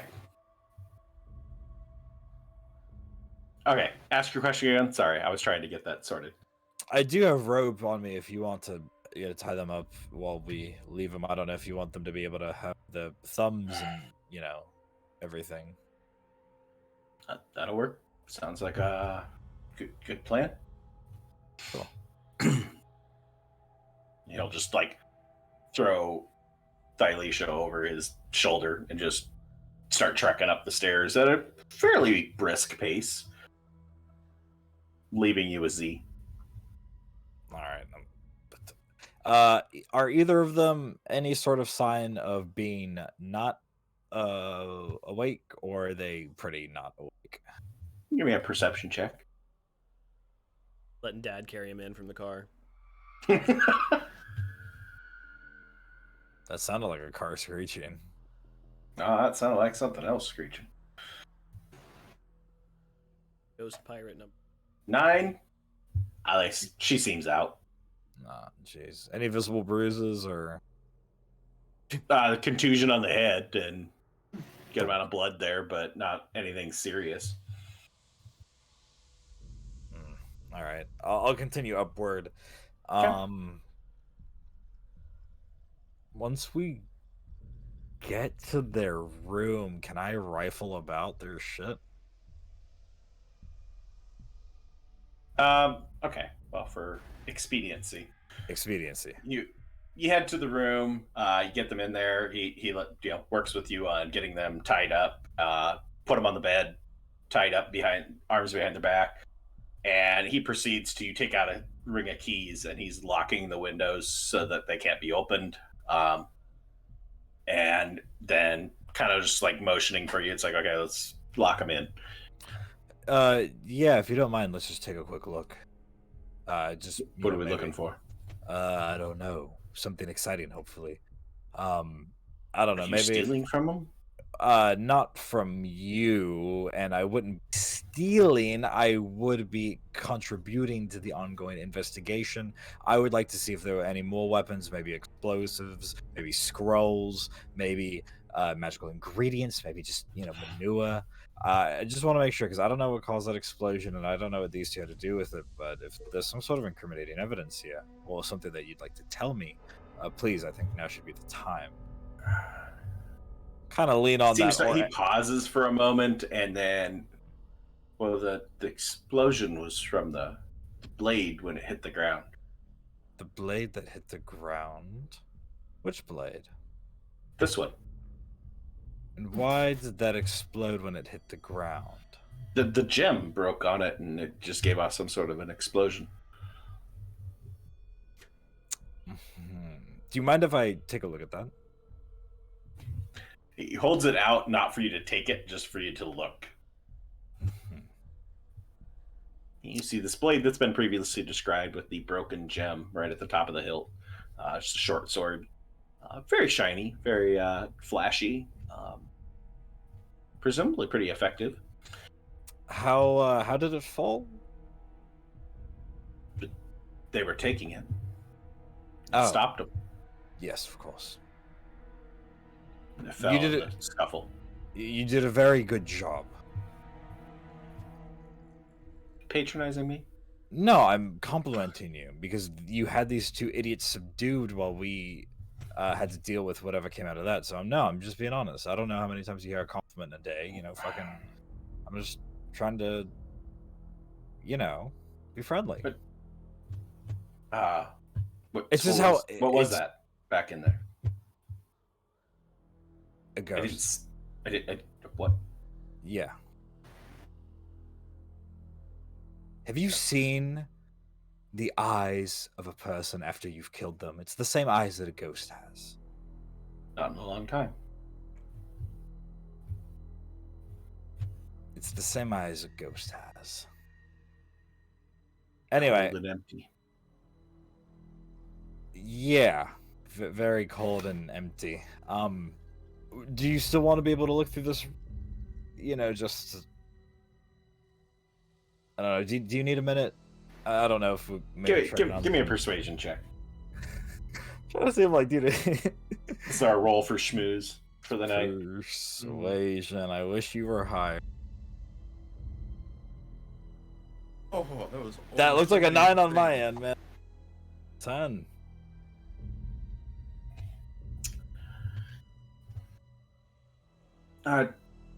Maybe we should just leave him be. I should get back to the lady. And then But I gotta lock the door. Yeah, no. We can walk and talk, and I'll kind of be coming out of the room, but I'm still gonna try to wiggle in his ear. Wet Willie as you go past. No. Like I'm like a worm. Like I'm putting my shoulder into his ear, brain. Yeah. I'm still trying to wiggle my way through. Do you know where the sword was obtained from? Have you been working here for that long, or has it been not here for that long? I just had it a long time. Just had it a long time. Since before I met her. How long have you been working for? Since I was about your age. That's like full time, right? You're considered like a full-time employee? I don't think of myself as an employee. Oh, are you enslaved? Gosh, no. Just Okay. for a friend, taking care of each other. Oh, I She, didn't know took that. care of me, and I've always spent the rest of my life returning the favor. Oh, it's very nice, indeed. You must have known her a long time. Like I said, since I was about your age, I suppose 30, 35 years. My age. Oh, so you were also like 20-something? Yeah, just a wee one. Like a 27? Something like that. Do I look like a 27, right? out of 10. He finally picks up on what you're like. Yeah. Okay. Mid-20s, something like that. Are you older? No, I am 27. Oh, okay. Sounds about right. Anyway, so yeah, that's weird that this thing came out of the sword. I think that's the thing, maybe we should get rid of that. Like, throw it in a fire and see what happens. Or maybe the ruby? Is the ruby still I don't- intact?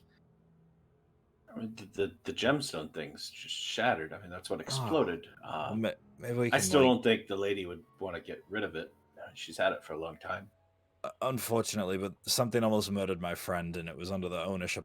So I feel like there should be a little bit of leeway when we consider what her, thing of hers we can or can't do. Well, I mean, that's her decision, not ours. Yeah, but he just almost died down there. So I feel I like understand, and I mean, I feel awful about that. And I don't want to rub it in your face. It's just, But I mean, if it's what you decide is the key to everything, and that's the way to get rid of, make sure there's no other of those things. I mean, I imagine the lady will be fine with destroying it, but she's had it for a long time. I don't think she'll just gladly just turn it over to be destroyed unless she knows for sure it's going to take care of things. I mean, everything in this house is a lifetime of collections and putting things together. Kiesel just kind of stands back and he's like, I mean, you're absolutely right, but oh shit. And it's just kind of he kind of just drops it after that was too much of a detailed explanation that I wasn't expecting that out of him. Fine, whatever. Give me a perception. Oh, jeez. Yeah, this is not no ordinary mama's boy. Do you see the blue entity? Ethereal blue entity going along the top, because you guys are just getting to the top of the stairs to head back down again, and it's on the landing heading towards where Vault and Yoferdir's rooms are. Bancroft, what the fuck is that?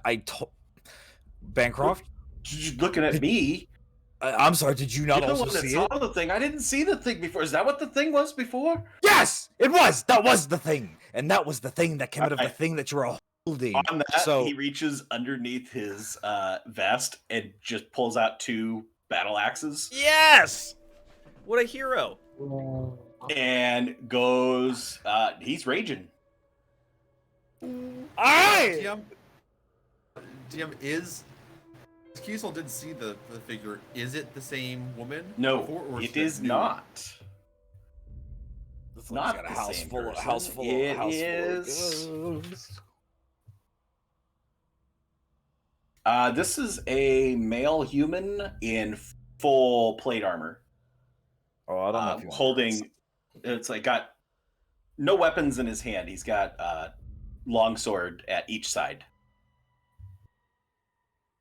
sheathed to the sides.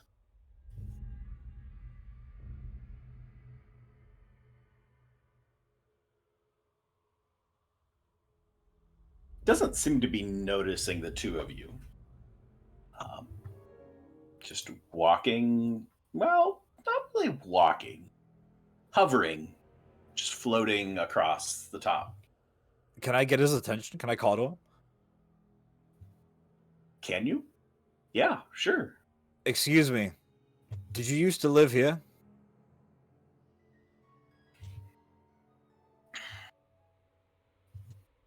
You, soldier.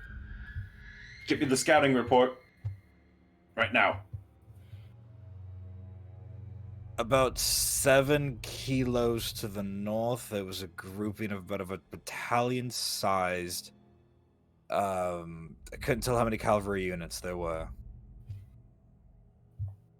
What? Shit, scout, are you? What about you? You. Bancroft's just Just make some shit up. Just make some shit up. Just make some shit up, please. And he goes and just takes off with the blades in his hands, and he's running off for this thing. Oh god, oh my god, please tell me he just gets atomized. Like he gets Dr. Manhattan or something. Oh, And as he goes around the corner and starts heading off to go engage with this thing, I think we're gonna stop for tonight. Oh, oh no! Since we are quite a bit past our usual 3 hours, but It's a solid stopping point. good job, guys. yeah, this is, took a little bit longer to get where we're at, but we're terribly far off of schedule. So, and yeah, 2 freaking critical hits from the Pirate Ghost threw things completely out of whack.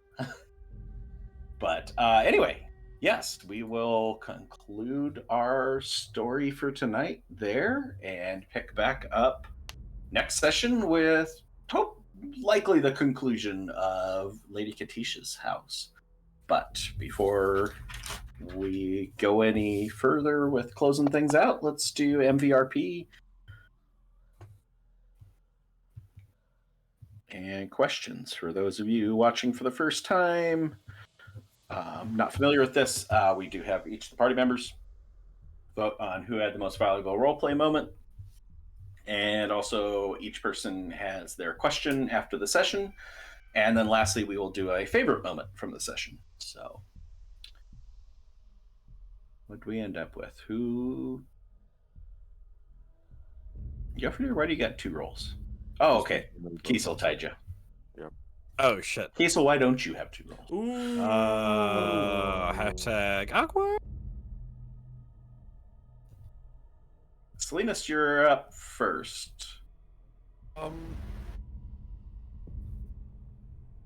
You're on deck. I'm gonna pass. I don't have my thoughts together yet. Invoke the kind of springing that on you. We'll go back to the dinner music. It seems like a good.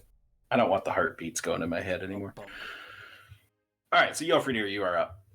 It's just like last week. Selena's first, me second. I'd have to say probably my favorite part was when, well, after we heard the explosion, when Alfred and Zedri were both in the room, Zedri tries to go for the gem, and then Alfred is like, "Oh, I didn't see that. I'm gonna go for the sword." I didn't hear you yell at people about not grabbing things. Oh, look at this very valuable material. Ooh, shiny. Ooh, shiny. All right, Kiesel.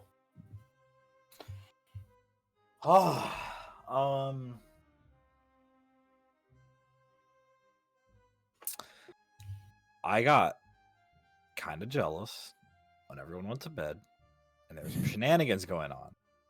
I want to give it to Alfred for sneaking into the wine cellar and absolutely bullshitting his way to nowhere. Alfred doesn't know shit about wine. No, but he wants to be like, oh yeah, you know, a little thing or two. On that note, Alfred. I would shoot it right back at Kiesel. Just some funny quips tonight. I didn't know you wore shoes, and then like during the entire dinner, like acting out like every drink and every bite, like, and then starting to talk, and it's just like those little things. Well, I'll also go for Kiesel on this one. Nat 20 on the stairs. Of course you saw it. It was a nat 20. Like, absolutely. Yeah. That was pretty good. Cedric. Mine would go for Alfred. The true cliffhanger that we leave this session off on is what happened to the bottle that Alfred left the wine cellar with.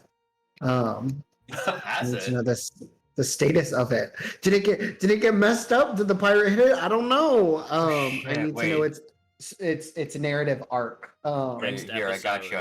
No, I got you. I'll do here. Here's what it's gonna be. He's rolling for it. It's a broken bottle. It's a broken bottle. No! The Hey, commitment weapon. even after the session. That's the most expensive improvised weapon this party has. We had to know. Salinas. I'm going to give it to Edry for the double haste, indignation, like don't care that she was coughing. What?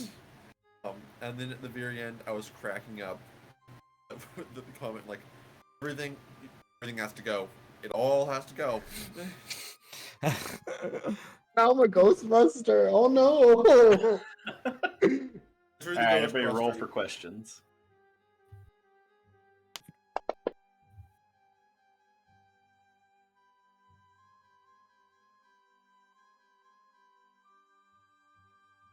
Looks like Alfred's top of the order this time. Yeah, no, I mean, mine is very straightforward. Like, what's up with the sword? Like, Alfred wants to get his hands on it and like figure out like who even forged it, things like that. Like, he's really interested in like the make and like more the material that it's made out of even than the finished product. All right. Vault. There are a lot of questions. It's really hard to know where to begin with this one. Like, this lady and this whole situation is so suspect. Like, at the risk of this biting me in the ass, like, later in the campaign, how do you not know you have a cursed item set or something in your house? Like, again, this literally could happen to me, but, like... Adele sitting on the back shelf. How do you not know? Like, it's like, oh yeah, like, did you get anything new? Yeah, flour. Like, come on, man. Like, what? Where do you get? Dude, you have a ghost in your house that just murdered my friend almost. Like, I think that you could probably take it a little more serious than that. And if she isn't, then why not? And oh man, this whole place, man, it stinks to high heaven. Briora needs to get in here and wash this down. That's what I'm saying. All right, Zedri. Of course, less so the sword, more so the gem that broke. Wondering if maybe we can mend it back together, figure out what it originally was, if it had any purpose. That sealed a bunch of souls, and we just unleashed like freaking Scooby-Doo ghosts all over the place.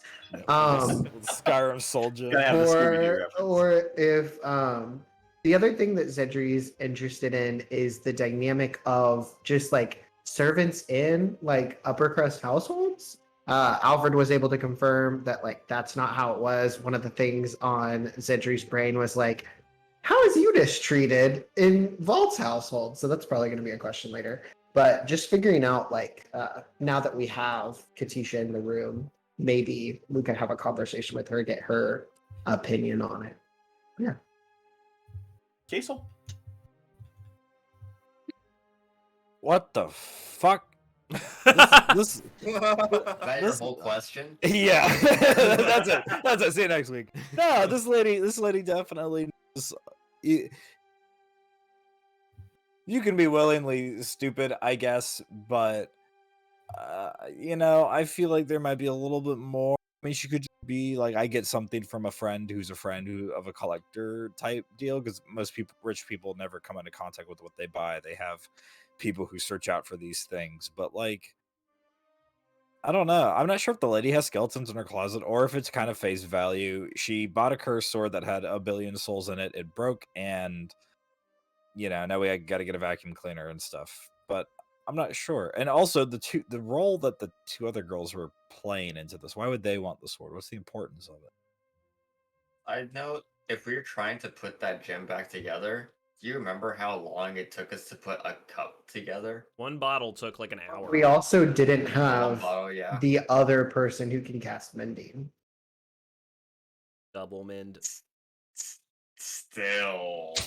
Hey, that cuts time down by half. That's more efficiency. Industrial Revolution, this 30 shit. minutes. Okay, so let's also go to bed, have a long rest, we'll cast haste on ourselves, and then we'll cast mending at twice the speed for 1 minute. How about It that? wasn't the length of time to cast the mending, it was the length of time to try and exhaustively find all the pieces and then place them all next to each It other. was a jigsaw puzzle. We had 3 bottles, to be fair. To be fair. The gem was easier to get though, right? Yeah, Because you it had three all puzzles scattered that you're out. trying to put together at the same time. Nah. So And they all Alfred hasn't- washed away from the wine or whatever liquid was in them, ooze, whatever, drug it across the floor. All right, fine. I get it. Alfred doesn't have a 20 intelligence. He only has an 18. We're splitting hairs over here. On that note, let's go to the guy who always rolls high intelligence checks, Yoferdir. Yeah. Yoverdo wants to know what the deal with Felicia and Z are. Like, didn't Z say she was a solo performer? This doesn't seem like a solo performance to me. Ooh, Mmm. burn. This is why he rolls high.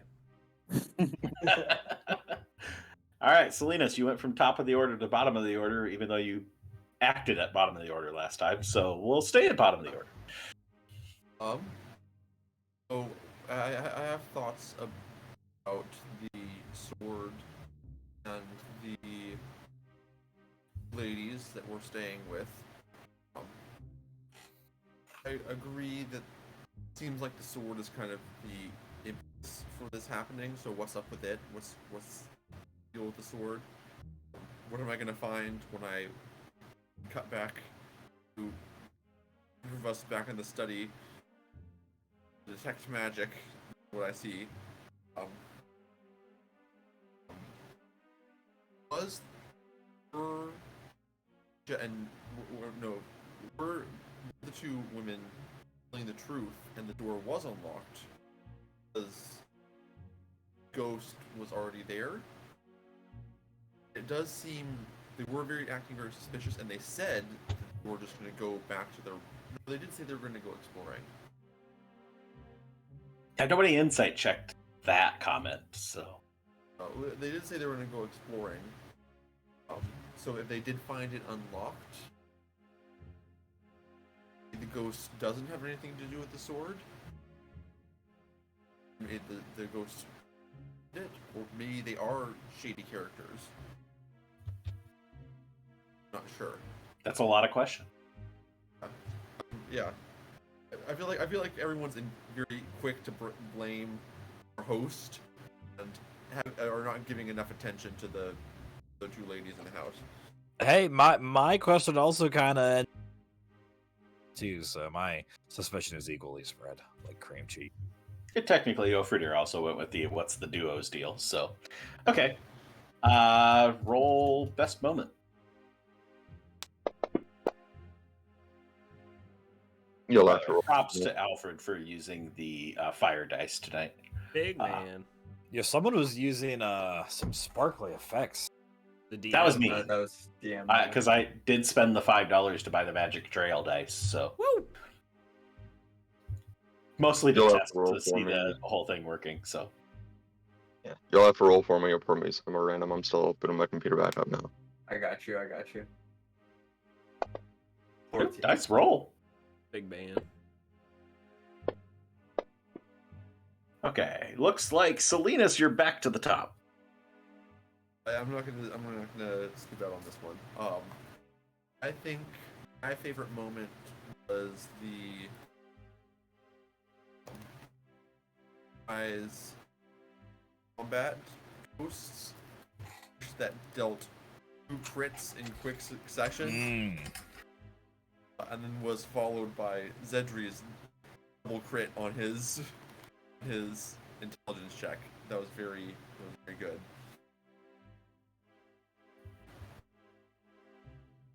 Cedric. My favorite moment was Scar City that was going on. 3 freaking people telling stories that had to do with scars on our bodies. All I could think of the entire time was the Joker, like, you want to know all about these scars? So, yeah. It was great. Kiesel. Man, oh man, favorite.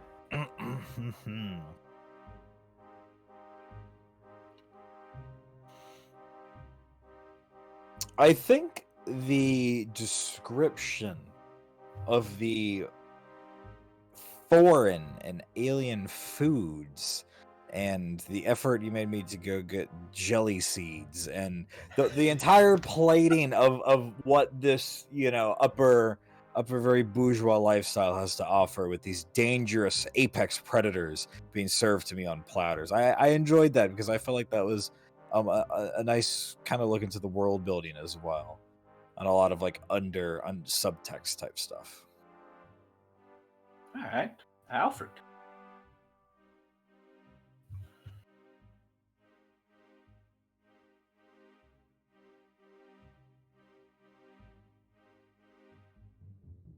Yeah, no, I think even though he got it for